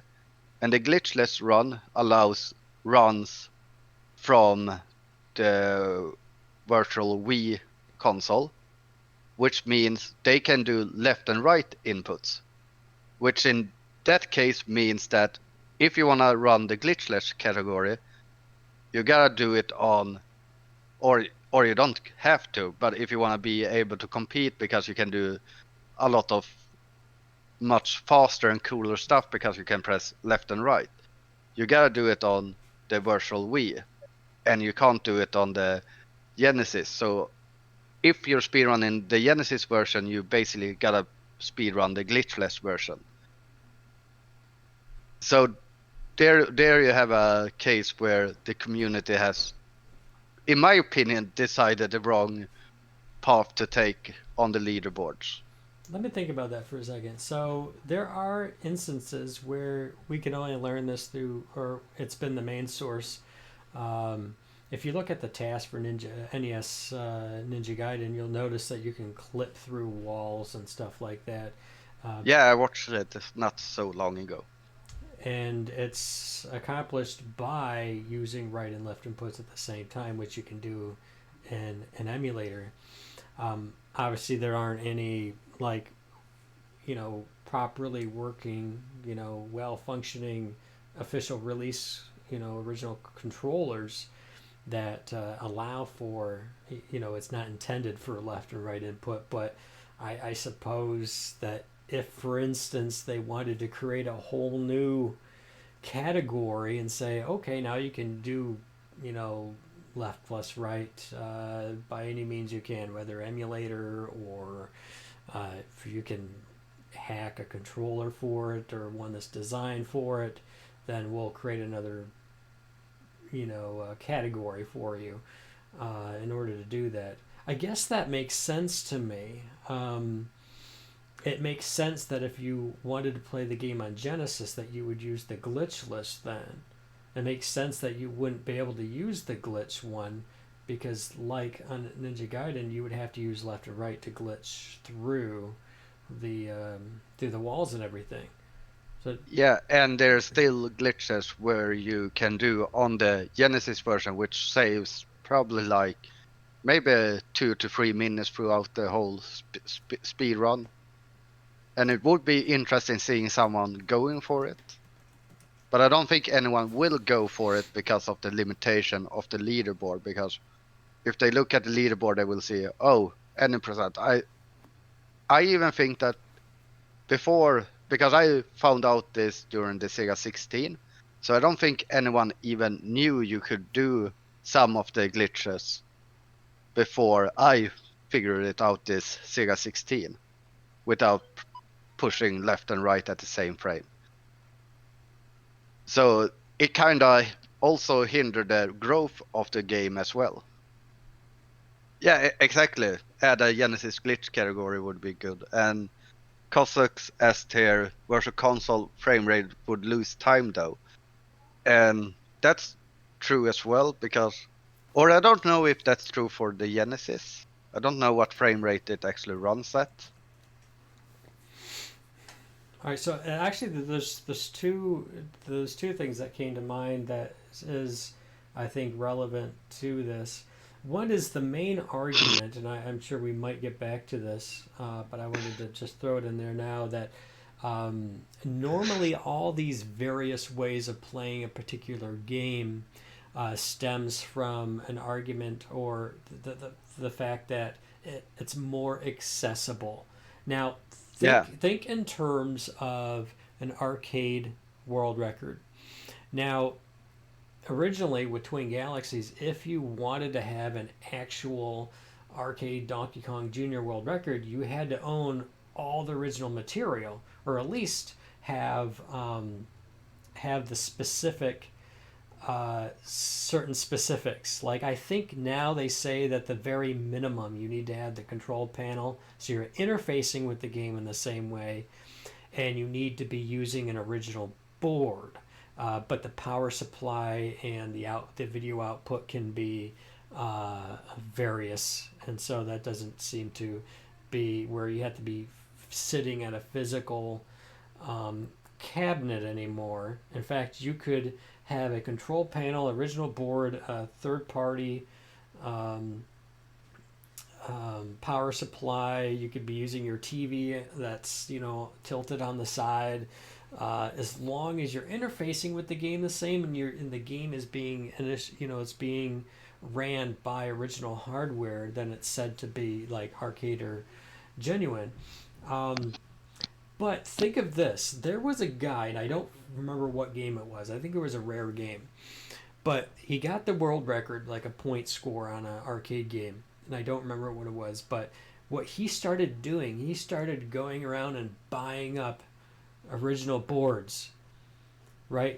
oh So, yeah, I heard that story.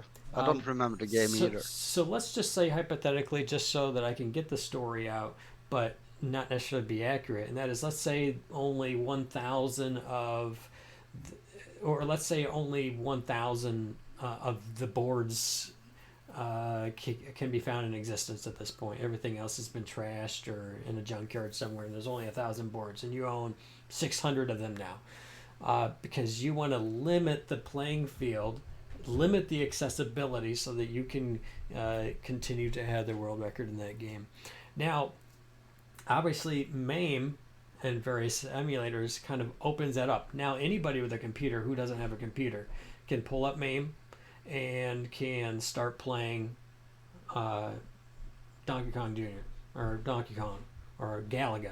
I mean, you can play any game that you want now. Just sitting at home in front of your computer with your keyboard, and you can. Yeah. That's how you interface with the game. That's how the game is being run through the software emulation, and that kind of changed the playing field as to how people end up interfacing with the game. Now they're using a keyboard, and how the game is being run is different. So that's they've been separated, but accessibility definitely does grow the hobby.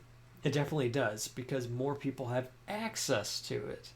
But it also brings in all these new questions that we've been talking about now for close to 2 hours, right? Yeah. All of these questions now that technically never existed before. Before all of the emulation and everything. Before it was Yeah. you went down to the local arcade who owned a Donkey Kong and you throw in some quarters. That's how you learn the game. That's how you competed on the game, right? But those days don't exist anymore. That's true. But there's still some people who maintain those same principles. They want to Yeah. continue to compete on that same basis. So, but I think in general, most people in gaming today are more progressive towards more accessibility and changing the playing field and stuff like that. Yeah, Um, definitely. but there's also those who are like me, who I like using those things as tools, but I'm really old school. I'm a very like original conditions oriented, and I think that's a carryover from the mindset of Twin Galaxies, and I've just always been rooted in that. And that's a very real difference. The other thing I wanted to mention, which goes back to what Kazik said in your own uh, channel, Yeah. is Yeah. one thing that's become popular about consoles is doing mods. So I did an RGB mod on my NES console, and in my opinion, it's if you're going to go for a mod of this sort, it's the best one to do because you're going to get the best video quality without any negative effects. Because most of the time, you can get a really good S video signal, or with a particular board that I did with um, with the RGB board. I also had a component mod on top of that, so I can actually run component to my TV, and I can run S video out through my GV USB 2. In my opinion, it's for the price. It's perhaps by far the best quality for the best price that has no negative impact upon gaming, such as people dealing with input lag with modern LCD monitors or TVs. I use a CRT. So with that, the best I can get is component without actually having my CRT modded to be able to receive RGB input. But there is a mod that you could do that could end up causing slowdown to the CPU of an NES, and that's an HDMI mod. I highly recommend not getting an HDMI mod. There was a video on YouTube. I don't know if you can search for it but what they did is they took a regular NES playing the very beginning of Zelda. As you know, it has the scroll with all the items and item names Yeah. and stuff, and they put it side by side for 10 minutes with a regular NES versus one that had the HDMI mod, and the HDMI mod actually slowed down the CPU so that it started to fall behind. Um, so the point of that is that because it's slower, it's going to take longer, and so that's not really ideal. Besides, Yeah. as soon as you go HDMI, you're not going to be able to put that into a CRT. You're going to have to get a really expensive um, capture device that receives the HDMI, like a StarTAC or something like that. So you're moving away from analog, you're going to digital. So that means you can't use the CRT either. So now you're dealing with not only slowdown to your NES, now you're introducing input lag because you're using the LCD to television. So these are sort of like questions that speedrunners have to um, answer, but they've probably come a long way, and it's probably different now than it used to be. I have some things to read in just a moment.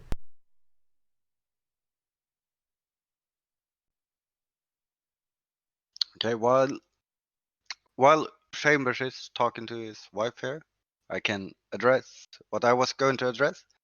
Uh, and yeah, categories definitely solves a bit, but also kind of mess with the competitive nature of a game. Like Kosek said, I agree. Like if you look at the A Link to a Past leaderboard, it's kind of a mess, and it. I mean, both way it's good and bad, but it's definitely a mess indeed. And for Cat9 in Chamber Chat, in the games I run, it's horrible. Some people started to use faster hardware and faster load times, and there's no rules against it, so they get better times with rather mediocre gameplay. And yeah, I know that you probably know the YouTuber and speedrunner Easy Escape. I think he posted a video like maybe a year or two ago about like what you had to do. What he talked about how it was okay to have like speed runs that are like where you just change the hardware to get better times, because he was saying like Spyro has faster loading times on a certain PlayStation that only was released in Japan, like PlayStation TV or something. And I know that a lot of people just asked why don't people change it to just time the actual gameplay instead of timing the loading times as well. And I know that he deleted the video like a few hours later, because I tried to see what people were commenting or if he commented on those people, but I assume because of the overwhelmed negativity or something, he might have removed it, or I just didn't find it again. It would have been interesting to see what his response to that was. And welcome back, Chambers. Thank you. Two things that were put in uh, chat. One had to do with Creepio. He's very much right that a lot of times these arcades, even if you went and played on one, you don't know what's original, what's been replaced, bits and pieces, just Yeah, to keep it working. Because the bottom line for businesses was quarters. If you owned an arcade, you just wanted it to work. You didn't really have the mindset of this is going to be used for competitive gaming, which is why those who yeah, are involved in competitive gaming, when they go to buy a Donkey Kong or something like that, they're really going to want to look at go and inspect it. What's original? Has the board had any work done on it? And any replacement parts throughout. Does it have the four-way restrictor plate? That's kind of important for an original control panel. The other thing that Katna was mentioning is that LCDs have come a long way. So a best situation with LCD might be an input lag of like 1 to 2 milliseconds, which is still like a long time compared to what we experience with CRTs, but it's probably far better now than it used to be. I'm not sure if that's by design or just happened to be that case, but um, you know, you were talking about something when I came in. I didn't catch enough of it to know what you were talking about. Oh yeah, Katniss said that in the games I run, it's horrible. Some people started to use faster and faster hardware to gain time of loading times, basically. And I remember that this YouTuber slash speedrunner Escape did a video about Spyro the Dragon. I don't know which Spyro the Dragon, but basically he explained that you needed to use a PlayStation TV, I believe it's called, because it has the fastest loading times. And I remember he he kind of justified it was like that that way, and I started to check the comments, and there were a lot of comments just saying, yeah, but why do you even count the loading times? Why don't you just count the gameplay time? And then when I went back a few hours later and was going to check the comments and see if he answered any, the video was gone, or I didn't find it again. I don't remember. And Yeah. it would be interesting to see why they don't just count gameplay time instead of it's. I kind of hate this word, but it almost feels a little bit like gatekeeping, keeping in that point. Like, why include loading times if loading times doesn't improve your time besides of what hardware you're using? Loading time shouldn't be included in the speed run if you can keep it at the same playing field. And I think uh, and yeah, as Cossack said, I know that Ocarina of Time used a Chinese console for or was it the Chinese version of the game because it was faster, but then they found a new glitch that didn't work on that version. That's why they aren't using it anymore. Oh, I got you. Just to answer.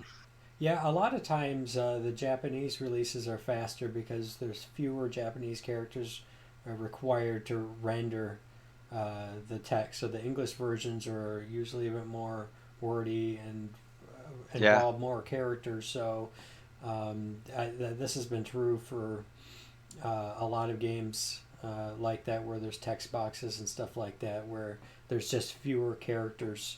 Yeah. Oh, that reminds me that the difference between the PRG 0 and the PRG 1 for Dragon Warrior had to do with text. It had to do with uh, it added an extra word like hit points or something like that, which made it over the course of time that there was just fewer text per fight that ended up occurring with Dragon Warrior. So yeah, but yeah, that happens where that's an issue of a few lesser text in a different U.S. release. But yeah, the Japanese release are usually much shorter and are the ones that are usually yeah, used.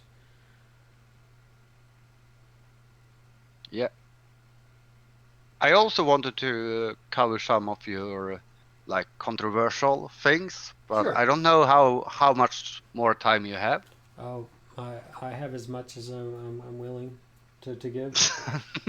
Okay. Yeah, because I know that some people I got any questions, I think it's twice over the past month, like oh, I've been watching Chambers streams. He's a really chill dude, he plays video games, he explains a lot, and he is a really interesting guy to watch. But I don't want to say anything in his chat or anything because I don't want people to think less of me because I'm hanging out in his chat. So I thought we could start with your what was your team called? Crazy Retro. Retro craze. Yep. Yeah, because because that's interesting in a way. Can you explain from start to beginning what happened really quickly? Sure. Well, part of what we see, not only in American culture, but also in other words, there's a conflict between progressives and conservatives. All right. This has been true for a very long time. But what ends up happening is that um, number one, the way that the game uh, related only team ended up functioning was a little bit different than all the other teams that you could probably see in the retro speedrunning community. Normally, if there was a team and you were on it, you could do whatever you wanted on your own stream, Yeah, and it didn't make any difference. Mine was different in that I wanted there to be, a strict, policy. If you are part of the team, you represent the team, and what we want to do as a team is we just want to focus on the retro gaming and try to keep out of the more difficult subjects that aren't related to gaming that end up like if we were to talk about them, um, they could cause conflict.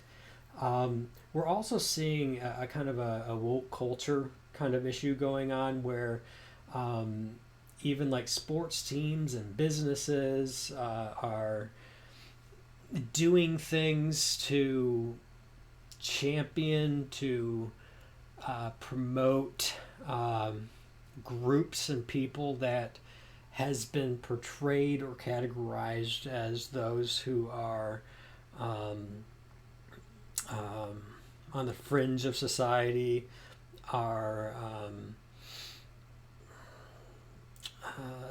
what's the word I want to use? Who feel oppressed or not as accepted uh, by a broader population. There seems to be questions of morality, questions of definitions that basically go straight down to the conflicts between progressives and conservatives in terms of how we define some very basic questions that we have come just humanity in general has come to different questions come to different answers on those questions, such as um,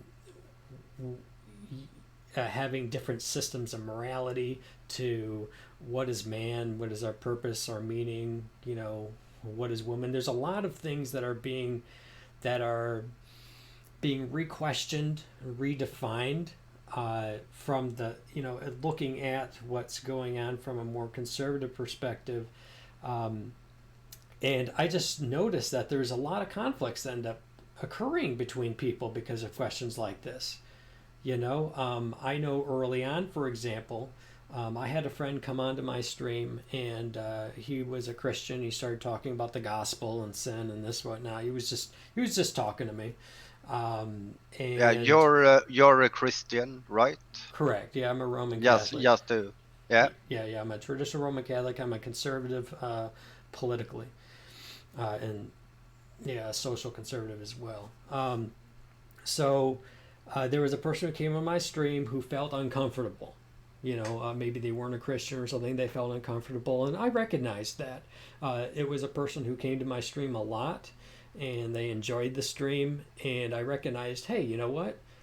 Maybe if we just had gaming conversations here, and we didn't bring any philosophy into it, yeah, maybe there would be less conflicts because if we weren't trying to have a conversation about is there a god, uh, maybe it would be an environment that could be more comfortable for anybody, because how is gaming offensive to somebody, or how could a gaming conversation necessarily lead to conflict, unless it's based on like different rules and stuff like that. But at least it's a conflict based on, inner struggles within gaming itself, and it's not, yeah, you know, other questions, but there's a lot of conflict between the progressives and the conservatives right now when it comes to the question of sexual ethics, and also when it has to come to definitions of marriage and gender. These are the conflicts that end up leading a lot of people to fighting. I've yeah, seen I've seen this on Twitter. I've seen how aggressive people can be with others, how uncharitable they can be with each other. Cancel culture, people basically like they all come together and they just blast people. So I recognized this and I said, you know what? I want to apply a very strong line for people who want to be part of this retro team. We were going to be live performances, and that we were going to try to stay away from more controversial or conflicting type of philosophical questions and that Yeah. sort. But that in of itself caused a conflict because people who are interested in, or the more the identitarians, the people who really focus in on what their identity is, what people groups they associate with or identify with, and uh, part of like who they are. That shouldn't be controversial, you know. So a person could live however they want, and you know you can't bring a discussion of morality into it, you know. Which, well, that's the whole reason why people have moral conversations is because some people draw different moral lines. That's just how it is, you know. So the people who have more strict moral lines drawn are the bigots, and the people who have more broader, accepting, almost do whatever you want kind of thing. It's your life, are people who are more on the left. So there's going to be conflict when it comes to those particular questions of morality. There's going to be conflict. Whether or not a person holds to a more traditional conceptualization of what gender is versus gender ideology today, modern gender theory, and those questions, the way that people answer some of these basic questions are different. And because of that, conflicts occur. I didn't want there to be any conflicts. So I thought, how could you possibly have a conflict if we just talk about video games? How could we possibly have, these arguments, or these conversations devolve into these kind of situations where people are feeling oppressed or people are feeling attacked if we're only playing video games? So a gaming only standard. So I went with that. The problem is that according to those who are more progressive in their thinking, as soon as you draw a line and say, well, you can't talk about this, you can't talk about that, the argument is, but that's my identity. That's who I am. That's how I express myself. That's how I think. That's my personality.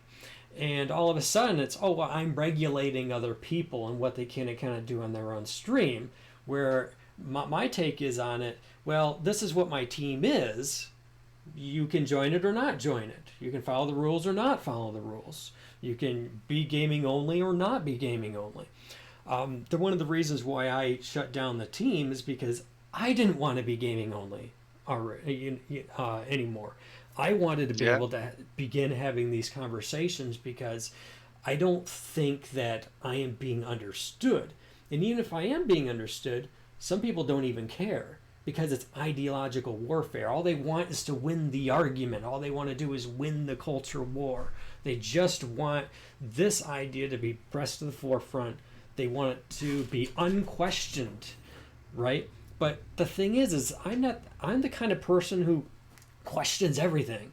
I want to draw everything and just put it on the table. I want to analyze everything. I want to think about it. I want to analyze it.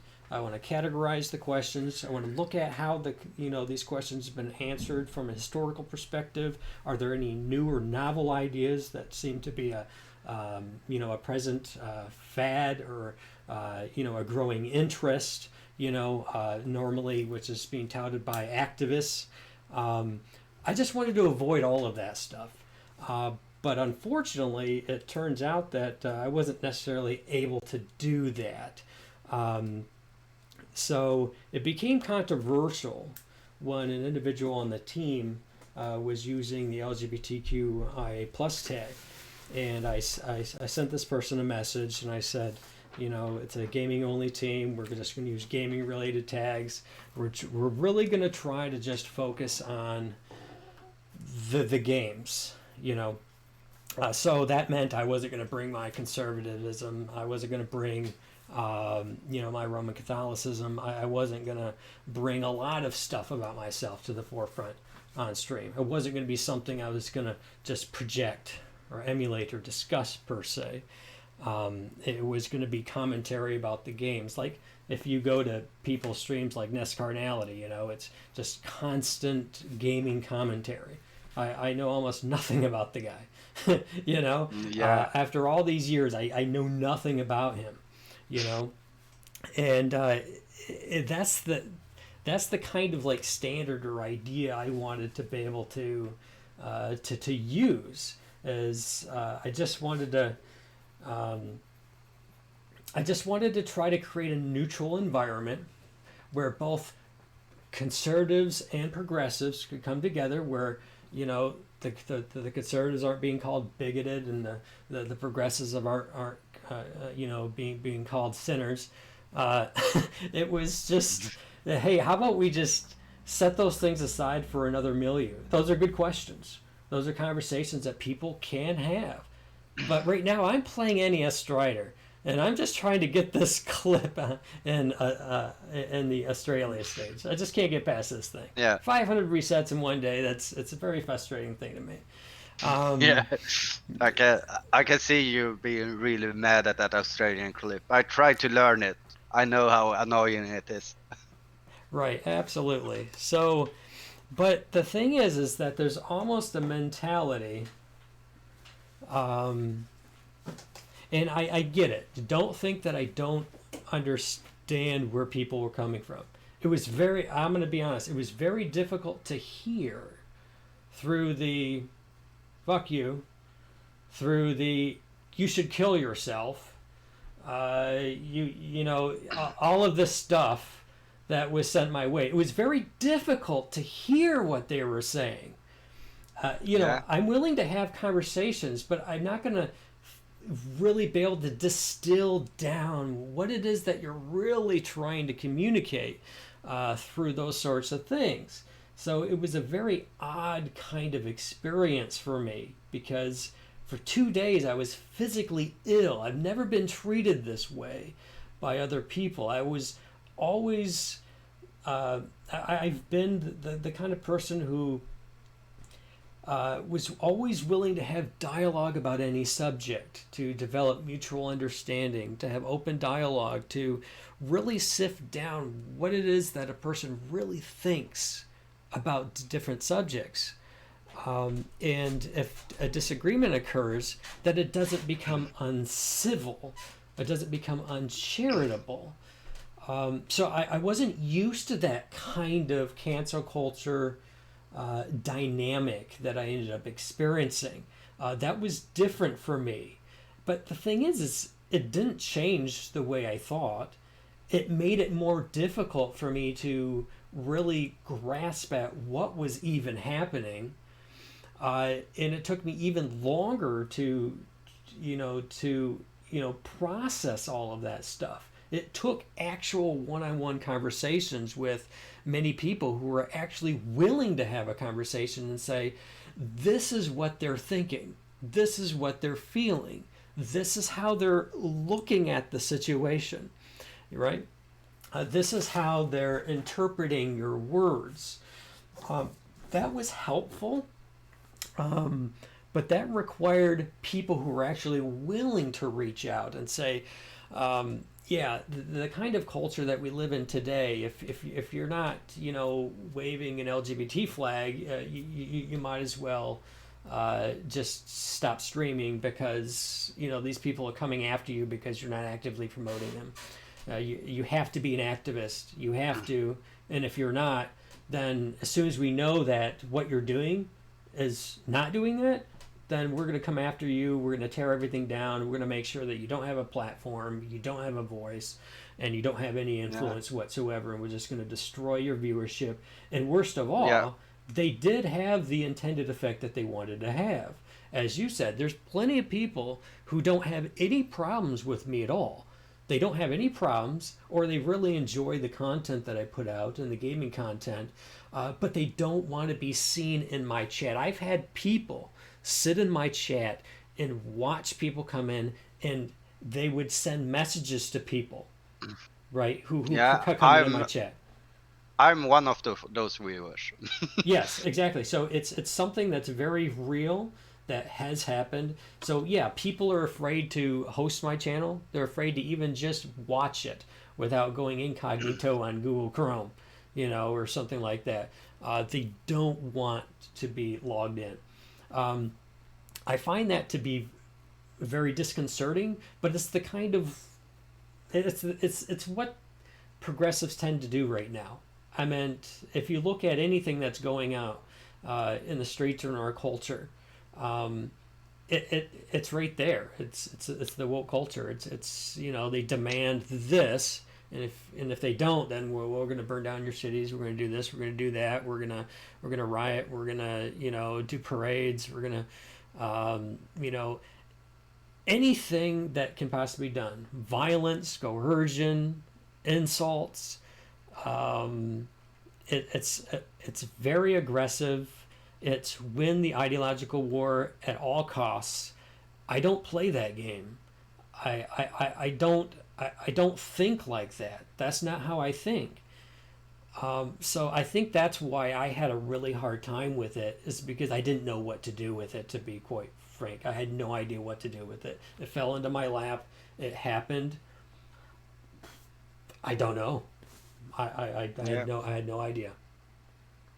And for someone looking from the outside like I did, like you invited me to the team, not send out an invite. You basically sent me a whisper, "Do you want to join my team?" And I was like, "Yeah, I will look at it." I looked and I saw your stream was like you're not, yeah, gaming only. And you know me, I love going on my rants.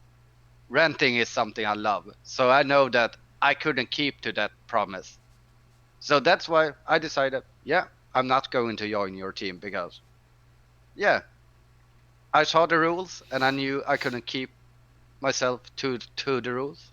And it feels like some people that joined your team because you were pretty big on Twitch at that point. So joining your team meant they would get more viewership, but they didn't really read through your rules, so to speak. And I think that's where I don't really think the error was on your side. I think the error was on the side of people not reading and seeing what your team was really about. Because it was like you were talking about that most teams here on Twitch is just just a team. Like I'm streaming under Team Nobody currently, I think, Mm-hmm. and like they have no rules. It's basically just a team. Sometimes I stream under the Best of NES. They don't have any rules. They don't even say you gotta stream NES games. So yeah, exactly. Like Cossack says in my stream, some just join team solely to grow their stream. Has nothing to do with the team. And I Yeah, think that's that's part of where it. the Yeah, friction happened. that's part of And it. also like when people started saying like your political views that they are wrong, they are hurtful and stuff like that. And I've never ever heard you before recently when you started doing more like opening up, talking about stuff. Before that, I don't think you ever talked about like your political views or your religion views or anything. So that came like something totally, like people that were attacking you can't have watched your stream. Just checked like, okay, he's a Christian, he has these views, we gotta hate on him. And that's where my biggest problem with like the cancel culture and everything is that you're not allowed to have your own opinions about stuff, even if you don't share them in any hurtful way. You're just not allowed to have any opinions that differate from their opinions, if that makes sense. Oh no, that does in fact make perfect sense. I mean, I can say there's a few different things that I probably could have done differently, looking back. Um, maybe I could have spent because the first person that I reached out about using that tag wasn't the first person, or wasn't the only person I reached out to using a non gaming tag. Another person was also using that particular tag, and because of what had happened, the way that I had framed the expectations for being part of the team was. I worded it very differently. You know, um, I affirmed people being able to use their stream however they want, and because of that, they may or may not want to be part of the team. This team might not be the best fit for them because of that.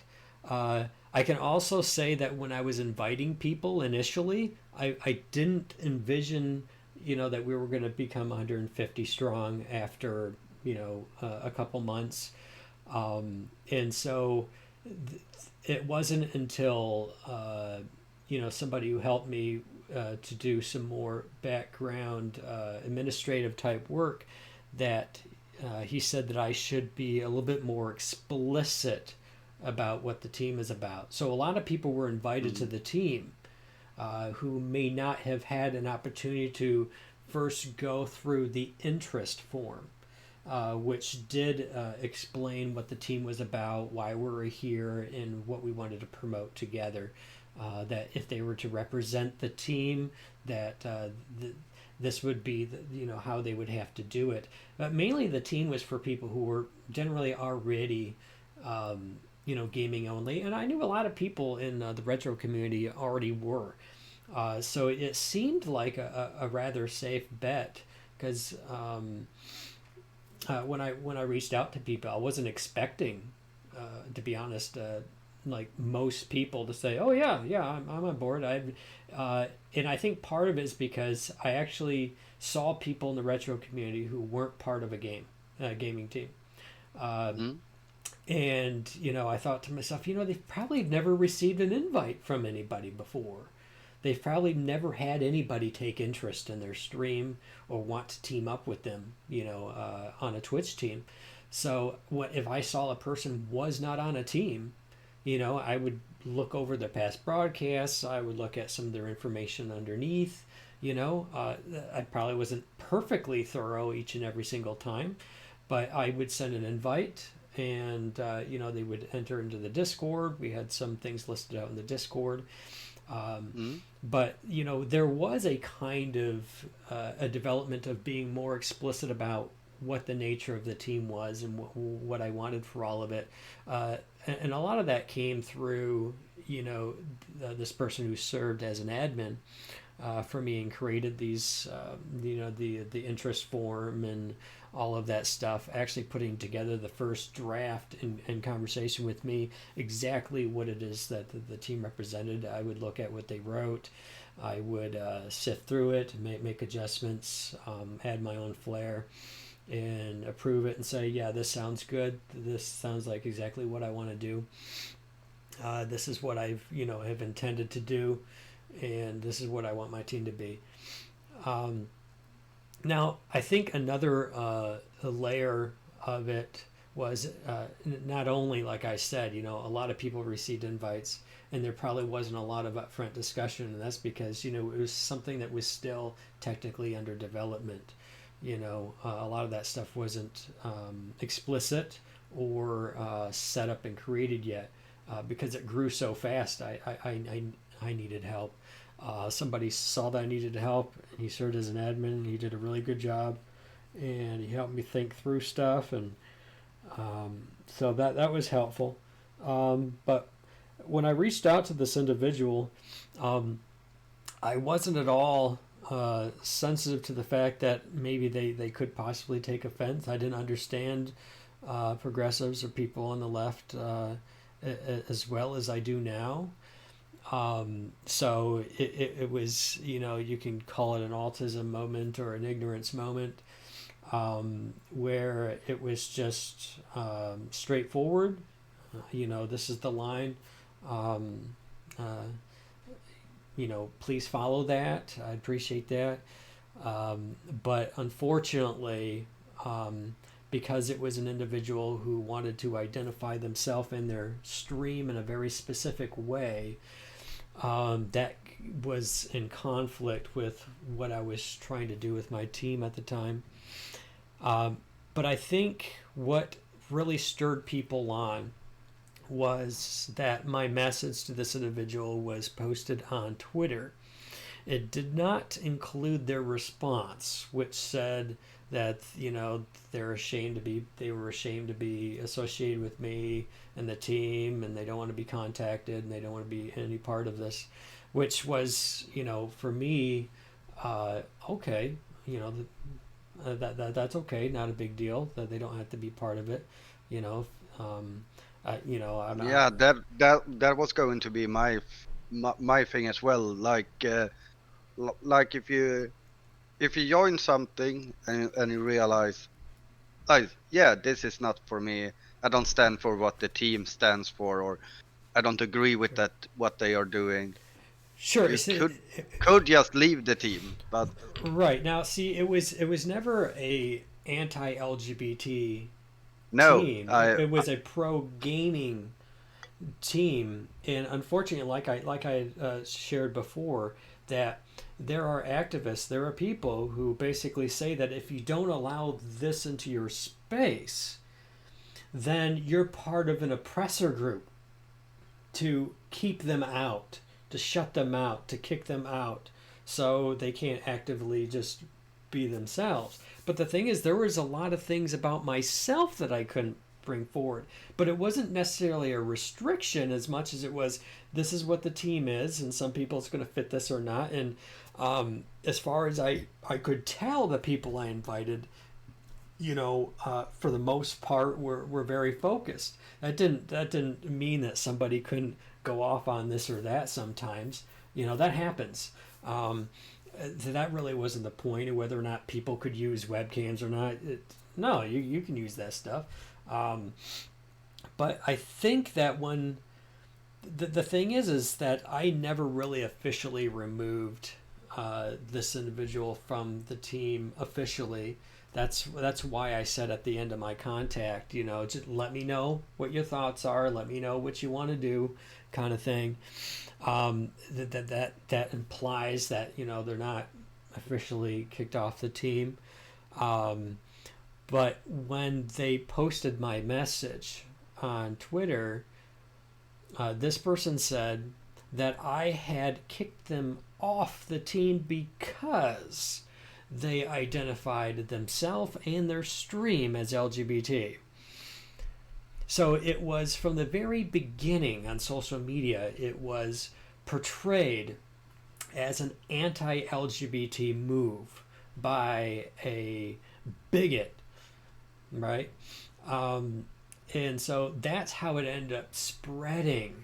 So, of course, that's when my Twitter feed became filled with hate messages, pictures of clowns, and pride flags. It was something I'd never seen before. And I took a long while. I took probably like 2 or 3 weeks to really think about what I wanted to say. If you know anything about me, I have a lot to say. So, I put together my first initial paste bin, and in the midst of that, most people said, "Oh, this is the most horrible thing I've ever read. This is nothing but trash." And when I asked, "Well, what's wrong with it?" "It's horrible. It's nasty." It's like, well, you're just, you're not actually engaging anything. You're not actually pulling something out and saying, "Yeah, I disagree with this," or, "You shouldn't have said this that way." It was just categorized, or it was just about spinning that narrative. Just, this is a horrible, horrible thing. And the only thing that anybody ever really pulled out was a section where I talked about, hey, we all have different philosophies and different moral systems. Who cares? Just play games, right? You know, some people draw a line with this, and some people draw a line with that, and they're like, "Oh my gosh, you're making comparisons between the LGBT community and all of these other things." I'm like, that's not a comparison. I'm just talking about in general. People have different moral systems. People draw moral lines at different places. You know, we may have some common lines, and we might have some uncommon lines. Lines that we don't have in common. That happens. Welcome to humanity.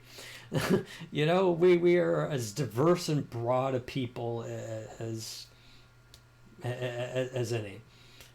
So it just seems to me that for me, I welcomed the broader diversity. I welcomed anybody and everybody to the team. I didn't care what their background was.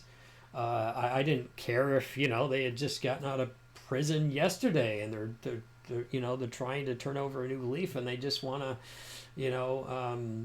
join a team and be a part of the retro community. Hey, welcome. Let's play some games. I didn't really care if people had different philosophical views, and I know some people are probably like, well, this isn't political. My identity is not a controversy or this and that. And all of that flows down from philosophy. See, because politics is downstream of culture, and culture is downstream of philosophy. And there's a lot of different philosophical diversity in various that flows down into culture, that flows down into how we as a people in a polis or a city, engage in politics, a discussion of how we function together, given all of these conflicting philosophies. How do we come to live together in close proximity? That's politics, right? How we answer those questions. It's very, very, very important that we just recognize that you can't force conformity.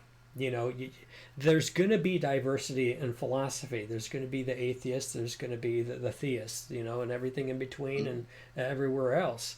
There's going to be people who are progressive. There's going to be people who are conservative and everything in between. There's going to be people all across the spectrum. Ask any question. Any question. You're going to get a broad range of responses to it because we all come from a different philosophical system. Everything gets distilled down to what is our general philosophy of everything. How do we answer this question and this question and that question? And for me, the way I answer questions, it's not to purposely exclude people. It's not like, well, I want this person over here to be a sinner because, I don't like them. So I'm going to draw a moral line right about here so they're on the other side of it. It's like, it's personal. I don't like you. It's not like that at all. It's, no, this is where Christianity has drawn a line. And, 2,000 years later, you're somewhere.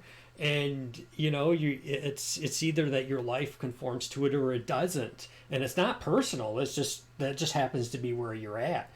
And I think for the most part, given the fact that there's such broad diversity philosophically speaking, there's going to be people on the right who think, oh, that idea on the left is dangerous, and there's people on the left who look at the right and be like, that idea is dangerous.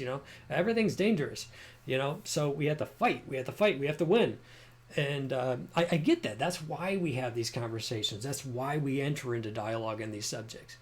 But I'm just trying to get this frame perfect trick at the end of a 32-minute run.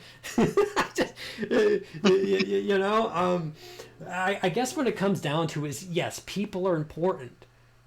Your thoughts, your feelings, everything you perceive, it's important. It really is.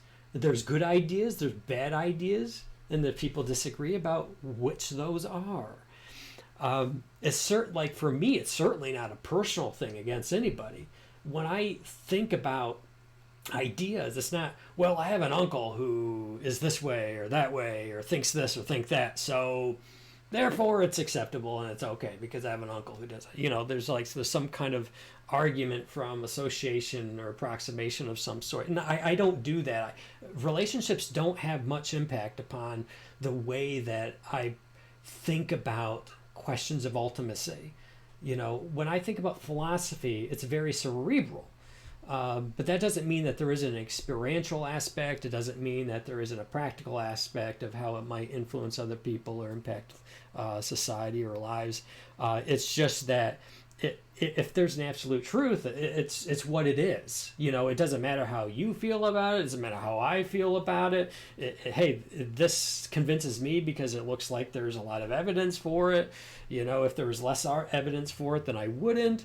Not that there isn't like any subjective aspect to it, but I'm more of an objective thinker. So whether a person ends up falling outside, my thinking, doesn't have anything to do with anybody personally. It obviously doesn't. It has to do with how I live my life. It has to do with how I engage other people in conversation. But it's never a personal thing. It's never a grudge. It's never a deliberate, calculated, intended attack upon anybody else. It's just, this is me. These are my thoughts. This is my story. These are my experiences. This is what I find most convincing. And, I'm not just going to drop that because somebody's willing to get in my face and scream. That's just not how that works for me at all. So, I mean, I'm sorry that everything like went down the way that it did, but I think it's kind of it was inevitable because it was a cultural philosophical clash that ended up occurring, and I I think that. Now, I don't think I would have done anything any differently in terms of this is the type of team I wanted to have, but in terms of rolling it out and being explicit and, you know, making it more of a process, wording myself and talking with other people in more thoughtful, reflective language that was sensitive to a broader diversity.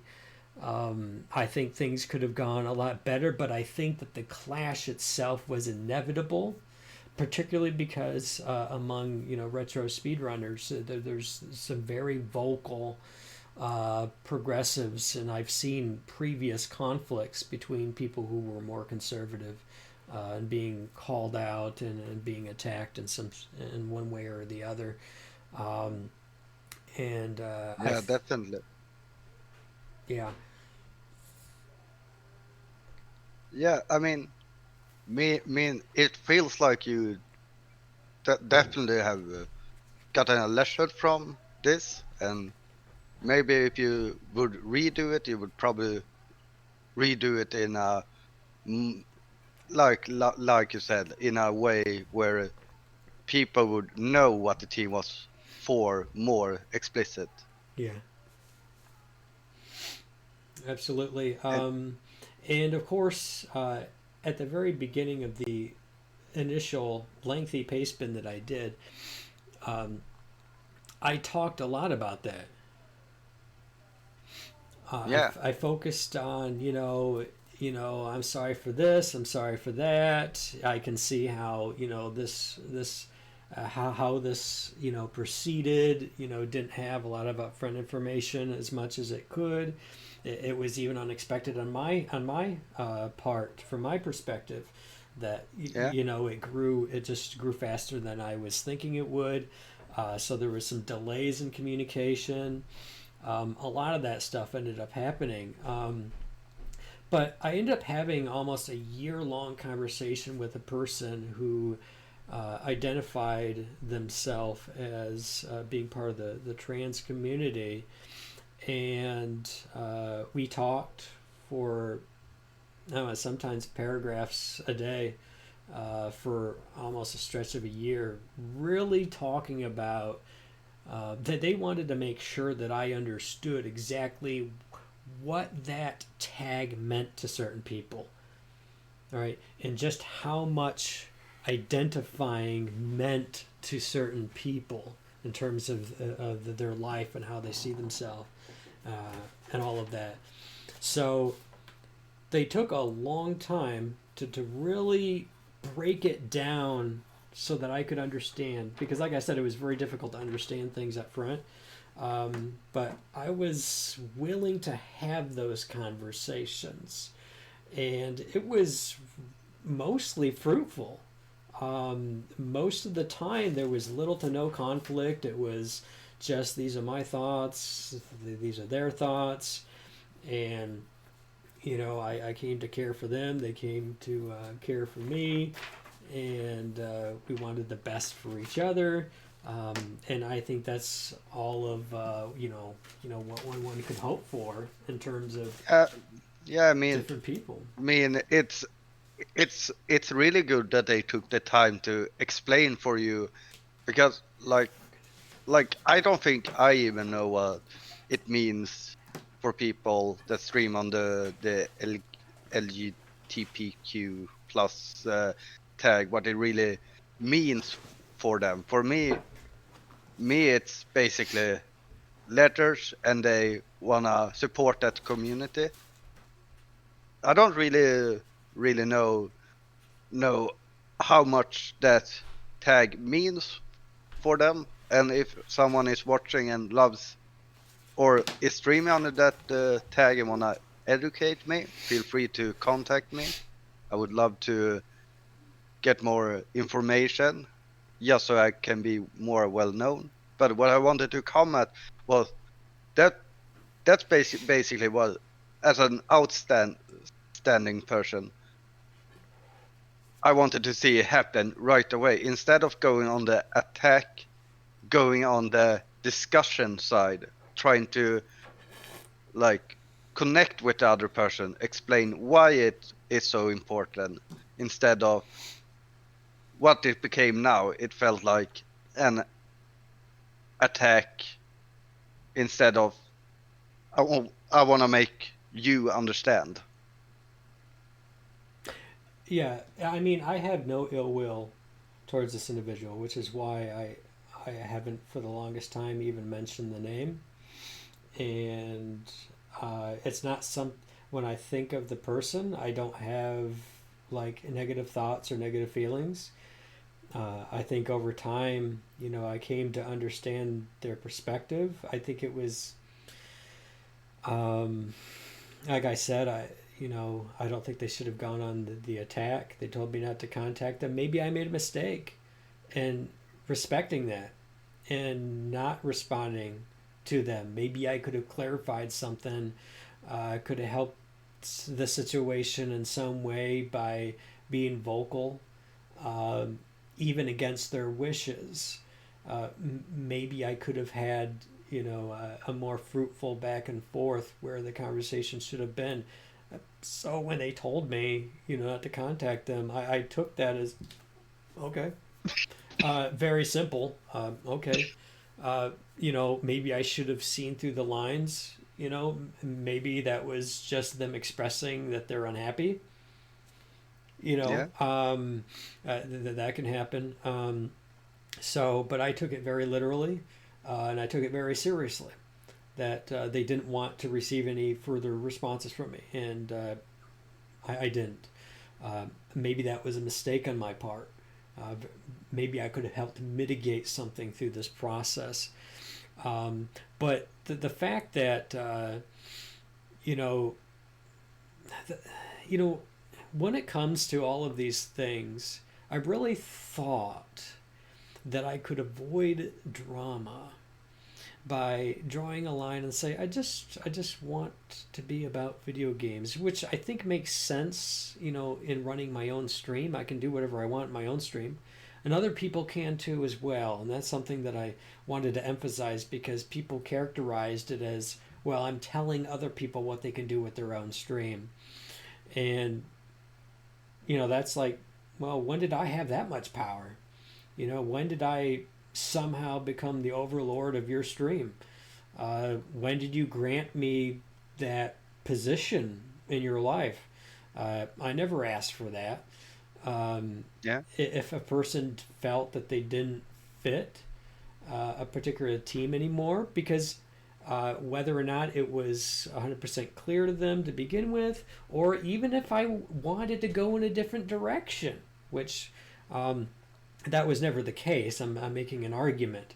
Even if I wanted to go from one particular type of team to another, I was well within my right to do that, which is why when I communicated all of this stuff, all the Twitter threads, all the messaging, everything that happened, even when I was attacked by partners on Twitch via Twitter saying that, I was an alt-right extremist and I need to be silenced and kicked off of Twitch, I sent all of that stuff to Twitch. I had 100%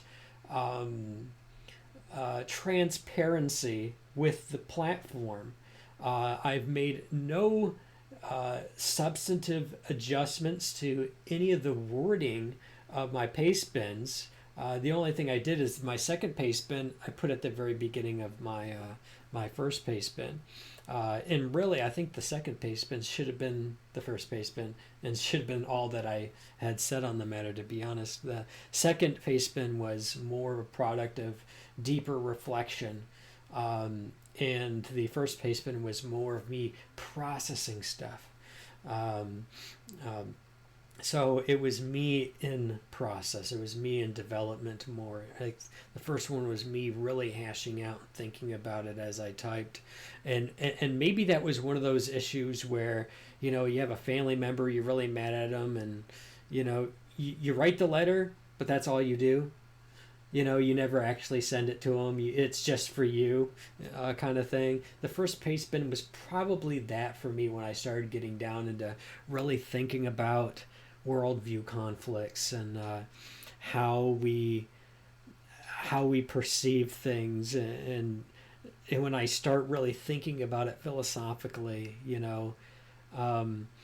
so I guess for me the second paste bin probably should have been the only paste bin, and that's when I really focus on um,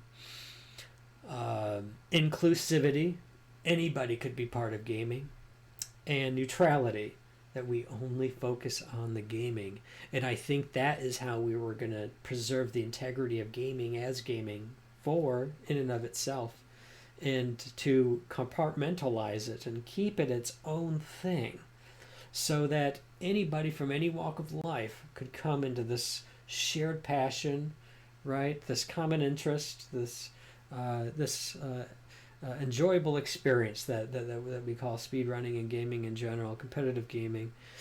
And I guess the way that I've just come to think of that over time is I think most people tend to think that way. They're just, maybe they haven't put it in that language, or they haven't really, or they're just not vocal about it. And I think most people tend to really process it that in that way. But like I said, I also understand that there's some really loud progressive activist voices that I think end up causing the problems. I don't see myself as the problem anymore. Initially I'm like, am I the problem? Did I do something wrong? I'm like what happened? But now I look at it as, I was just doing my own thing. I just wanted a gaming thing. It didn't, and the only association happened to be because that happened to be the non-gaming tag that was being used. It wasn't Ask Me Anything, the AMA tag, which I even reached out people for that tag. The only using the gaming tags was something. And in fact, even after the conflict, I don't know if you've noticed, more people started using the family friendly tag. They started using that because it was a non-gaming tag, and they were making a statement with it. It was so blatantly obvious. It didn't necessarily upset me as much as I found it to be very interesting, because technically underneath the retro craze gaming tag policy, Yeah, even using family friendly was subjective in terms of, what you may think is family friendly. I might not think is family friendly. It's more, it's like putting a tag on your stream that says funny. Well, maybe Yeah, if you want to use a tag like comedy, because at least then you're talking about the activity that the streamer is engaging in, like uh, casual gaming or PB attempts. The tag is actually talking about specifically. And in fact, everything I just said about gaming tags and subjectivity is exactly what Twitch initially said about the very nature of tags themselves, is that they communicated something about the activity that was being done by the streamer themselves. So you could use a comedy tag, or there could exist a comedy tag, but there couldn't exist a funny tag because that was more subjective. um, Mm. so I guess for me, I really focused more on the activity of the streamer, particularly that was gaming oriented. Like people could use painting if they wanted to, if they were painting like a picture of Mario or something like that, or drawing, or there's all kinds of different tags that could be related to the activity of the streamer that was retro yeah. related. And I didn't have any problem with those because they were gaming related in some way. But whether or not, a stream was family friendly or ask me anything, that opens up a whole, well, anything's, that means non-gaming stuff, and But let's say you're talking about if the tag had something to do with the gaming. Now I don't know if there's a case in this, but if the person that streamed on under the LGBTQ tag was playing a game specifically made for that community about that subject, would you not have reached out then? Would you find that okay to do? if it was related to the game, I know that, for instance, there's been questions of the character in what's the name of the character, where the gender was ambiguous, and so it was thought, well, could we use this tag if not just if there was an element in the game, because that wasn't broad enough to the activity of the streamer. uh, if yeah see Poison. the thing is that it has to do with the activity of the streamer, not necessarily explaining the type of game that they were playing. So if it was PB attempts or high score attempts or blind playthrough, what was the activity? What was the objective activity of the streamer themselves? Was my main thought process on exactly what particular tag. Um, if somebody wanted to use a tag that was about the culture of their stream, like the chat environment, or yeah, I think culture might be a good term to use, chat environment. Um, then it makes sense that a person would use the LGBT tag if they wanted to communicate, right, to people. Hey, if you're part of the LGBT community, you could feel safe here because we'll ban anybody who might try to say anything about you or say anything to you that might be considered offensive by you, and so on and so forth. And I get why people would want a space for that. Um, I get that, and it actually, that same principle applies to the type of space, the gaming only space that I wanted to create. I wanted to create a gaming only space that was safe for everybody, because everybody could be a part of it. Not just safe for some, but safe for all. Anybody from any walk of life, any philosophy, any political persuasion could enter into this space, and they wouldn't have to worry about running into conflicts or triggers or anything else that might be concerning to them from a non-gaming angle. So I totally understand wanting a space for stuff. So in using the tag, they want to, a person may want to have a space. They want to communicate that this is a safe space. You can come in here. You can express yourself in these ways however you want. Anyone who is perceived as a bully or a bigot or engaging in any sort of intimidation would be banned, and so on and so forth. Um, and I understand wanting a space for something. Yeah, yeah, I can totally agree. It's like I have a few people that are part of the LGBTQ, whatever you call it, and like, like I will probably never stream under that one because I'm not part of that community, but I do support that community. And if someone would be toxic against my viewers that are part of that community, I would probably ban them, depending on what they did say. But I would at least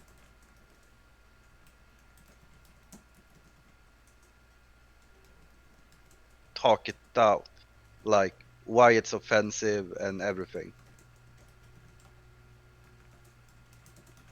And yeah, I can see where you're coming from with all this. Like you just wanted a stream where gaming was the central point, because a lot of streams, especially speedrunning streams, has become very political in a way. They like to talk a lot of political. Right now, it's a lot popular to say, "Do not vote Trump.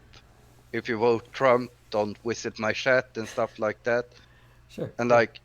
like even I don't care about American politics. I don't.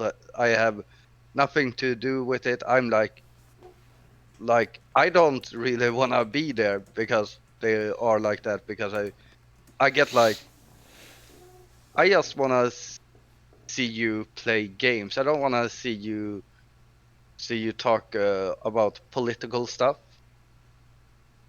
because if I want to get educated on political stuff, I will watch the news or something that actually gives facts instead of opinions, Mm-hmm. so to speak, because a lot of the political talk on streams are often based on opinions, not on facts. So it gets a lot very clouded with that kind of stuff when it comes to like the voting in the US right now. Yeah.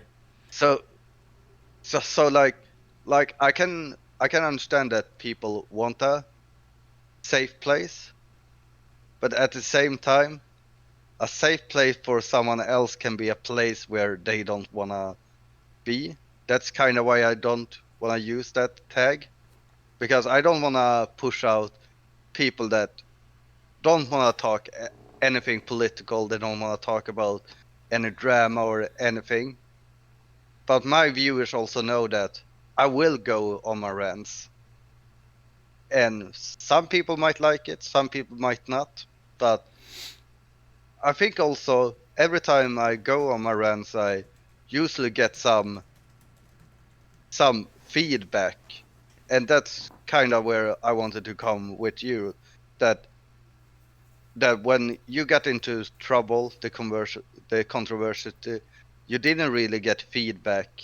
Instead, it was just fuck you for this, fuck you for that. You, you think like this, even though I haven't talked about what you think about stuff. I assume you think like this, and because of that, I will hate on you. Yeah. I mean, so it's true that our personality is going to come out on streams. That was Yeah, never that was never like an issue for me. I knew that Even when a person had the intent of sticking to games, sometimes conversations start up, and sometimes you go into different directions every now and then, but mainly there's like a main line, and these are just variations that that come back in. But you just have to kind of like decide what you want on your stream, what you don't want on your stream, hedge in what you want. And I think in general sense, then I've wanted to be more personality based. A lot of streams are driven by a person's personality. That people that like you.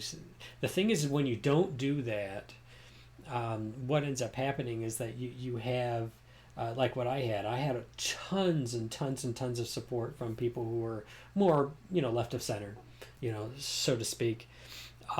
Most of how I was able to accomplish partner came from a lot of their support. And I've been very vocal and continuing to thank them, even though they've all blocked me in their chats by now. Or that they have, I should say. The thing is and it's not like this is just a left thing. I couldn't accommodate for everything. I honestly could not. So what happens when you have a feminist who is fighting for or arguing for how they define woman? And that comes in conflict with gender ideology in my chat. How do I address those two left-leaning thought processes going on in my chat? How do I do that? I have no idea. Even amongst those who are part of the LGBT community, there's those who their gender identity is innate, immutable, and it's who they are. It's who they are. It's their identity. But then you have people who say, well, gender is just a construct. How can I accommodate for those two things? How can I have people talking about that in my chat and still be a safe place for people who think this way or that way, or answer this question this way or that way? I had no idea, because there isn't a single ideology. It's a grouping of ideologies that often conflict and are contrary to each other at different points. So how do I even create a safe space for it? Look at the arguments. I'm not on social media anymore, but people aren't going to see me on Twitter or Facebook or anything like that. But there's tons and tons of conflict about J.K. Rowling, who is a very strong feminist, and and she's more left leaning. She's on the left. Feminism has always been seen more of a a left progressive kind of thing. And there's conflicts. There's conflicts on the left amongst people on the left about these questions. So I mean, even if it doesn't even have to be a right versus left, conservative versus progressive, let's keep from those conflicts. There's there's conflicts among progressives on their own, based on how they think through all of these things for themselves. How am I supposed to do that? I'm not going to be the arbitrator of that. I can't adjudicate what is or is not, the truth in those matters. And how am I supposed to create a safe space when those types of discussions begin to fly out? I just can't. How do I protect the trans individuals who do not agree with gender ideology, but think that they have gender dysphoria, and others who think, well, that's an affront against my identity, against my trans identity? There's conflicts between them about those two things. How do I create a safe LGBT space? How do I do that with all the conflicts that occur underneath the umbrella of their own term? I honestly don't know. I gave it a lot of thought on, well, how could I? How could I do that? And I couldn't find any way to do it. I honestly couldn't. I would have to draw very specific lines that once again becomes gatekeeping, or becomes I'm excluding these and not these. I'm answering this question this way and not that way. What is a safe space? How do I deal with that? For me, and a lot of those reflections came kind of after. Those are subsequent questions of, okay, well, particularly with this individual I was talking to, like if I were to allow the tag, or, then what would be all of the consequences to that? What would that mean? what kinds of conversations that could come up, and could conflict still arise. And uh, so even when I gave it a really good, fair listening, and analyzed it the best I possibly could to make sure I understood all the arguments and facets involved, um, in the end, all it did was reinforce that I think that the gaming only policy was a good one. And I think that if people had, would respect it and treat it as a pro gaming policy instead of an anti LGBT or anti anything else that's non gaming, particularly because, when I say, hey, this is about neutrality, this team doesn't take any official positions on this or that or anything else. But that's when I got attacked, and part of the attack is that I wasn't standing up for the downtrodden. I wasn't standing up for the oppressed. And if you don't do that, you're part of the oppressor. You're part of the problem. And these were the kinds of arguments. In other words, you must be a participant in my activism. You must. And if you don't, then you're part of the system that oppresses these people. And that, like, that entire mindset for me was difficult because I like to compartmentalize things. I like to break things up into their respective places. So when I'm at work, I talk about work stuff. When I'm at home, I deal with home stuff. When I'm dealing with gaming, I deal with gaming stuff. If I do just chatting, I just chat. I just talk about things, and I try to focus just on that. I can compartmentalize things. But when everything is about, overcoming, the predominant hegemony and tearing down the oppressor class, and that my gaming team must be involved in actively doing this. You can't take a position of neutrality. You must be an active participant against this oppression, and if you're not, you're an oppressor, and we're going to attack you as such. I had no solution to that. All I could say is, I'm not going to get into that. It's not gaming. We take a neutral position. It's like a lot of sports teams, companies, stuff like that. Oreo came out with a rainbow Oreo.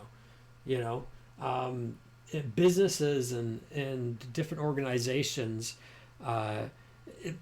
they basically position themselves to be pro, if for no other reason, because they don't want to be canceled at some point.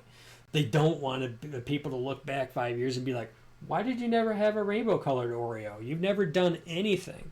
You've never even made a donation to the Trevor Foundation or this, that, and everything else. So you've never done anything for Pride Month. We're going to cancel you. We're going to, you're part of the problem. You're part of the system, part of the status quo.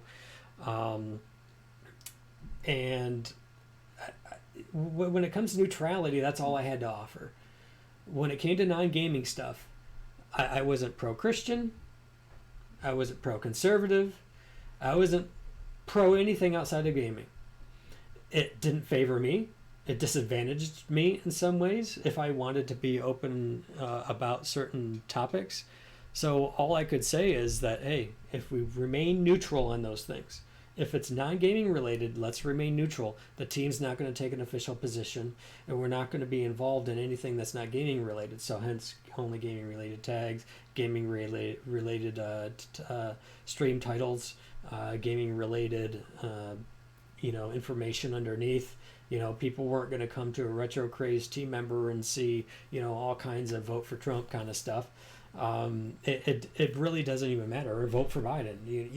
It doesn't matter, because when the day is done, that's just the team that I wanted to have. But like I said, that it was a no-win in the retro gaming community, because like I said, anything short of being an activist, or any hint that I was working against the activists, it didn't even matter whether what I was doing considered those questions at all.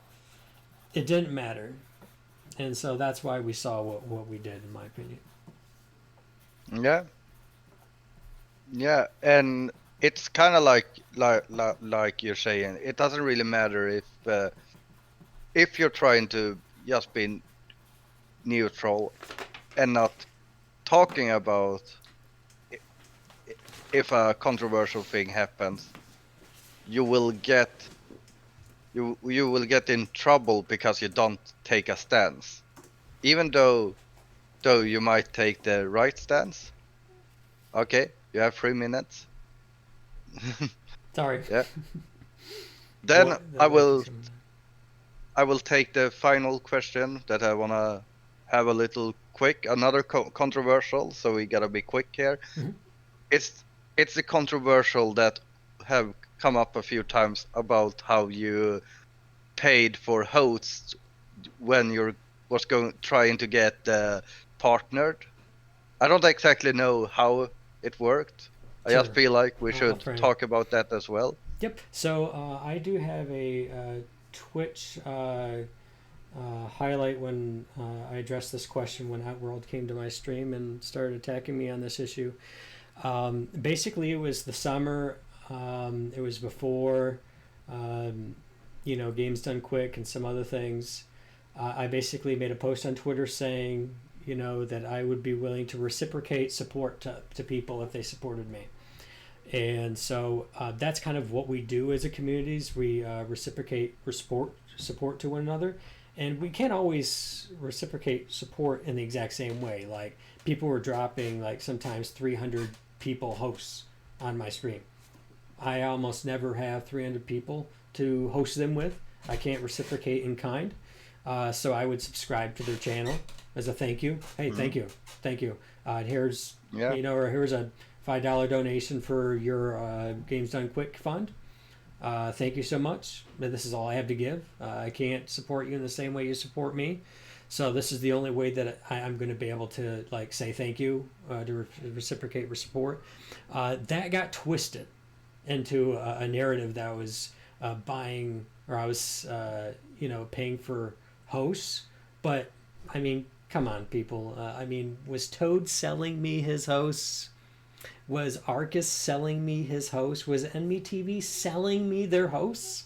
No, there was no uh, contractual, behavior of hey, if you host me, I'll give you $5. It was no, if you host me, I'm going to reciprocate in the way that I can, and hey, this is the way I'm going to do it, and you could But do what you want. did you tweet out that people would get paid if they hosted you, or did you do anything of that kind to like I put out incentive I, them? I put out a tweet and I said that I am willing to reciprocate support to those who support me. If Mm? you host my stream that has 75 plus viewers or more, I'm most likely to support you as well. And this is how I would do it. So Mm? people were free to support me, and I was free to reciprocate. There was no real sense of, people. All of these people who supported me were only doing it because they thought that, oh, I could get $5 from Chambers if I just host him.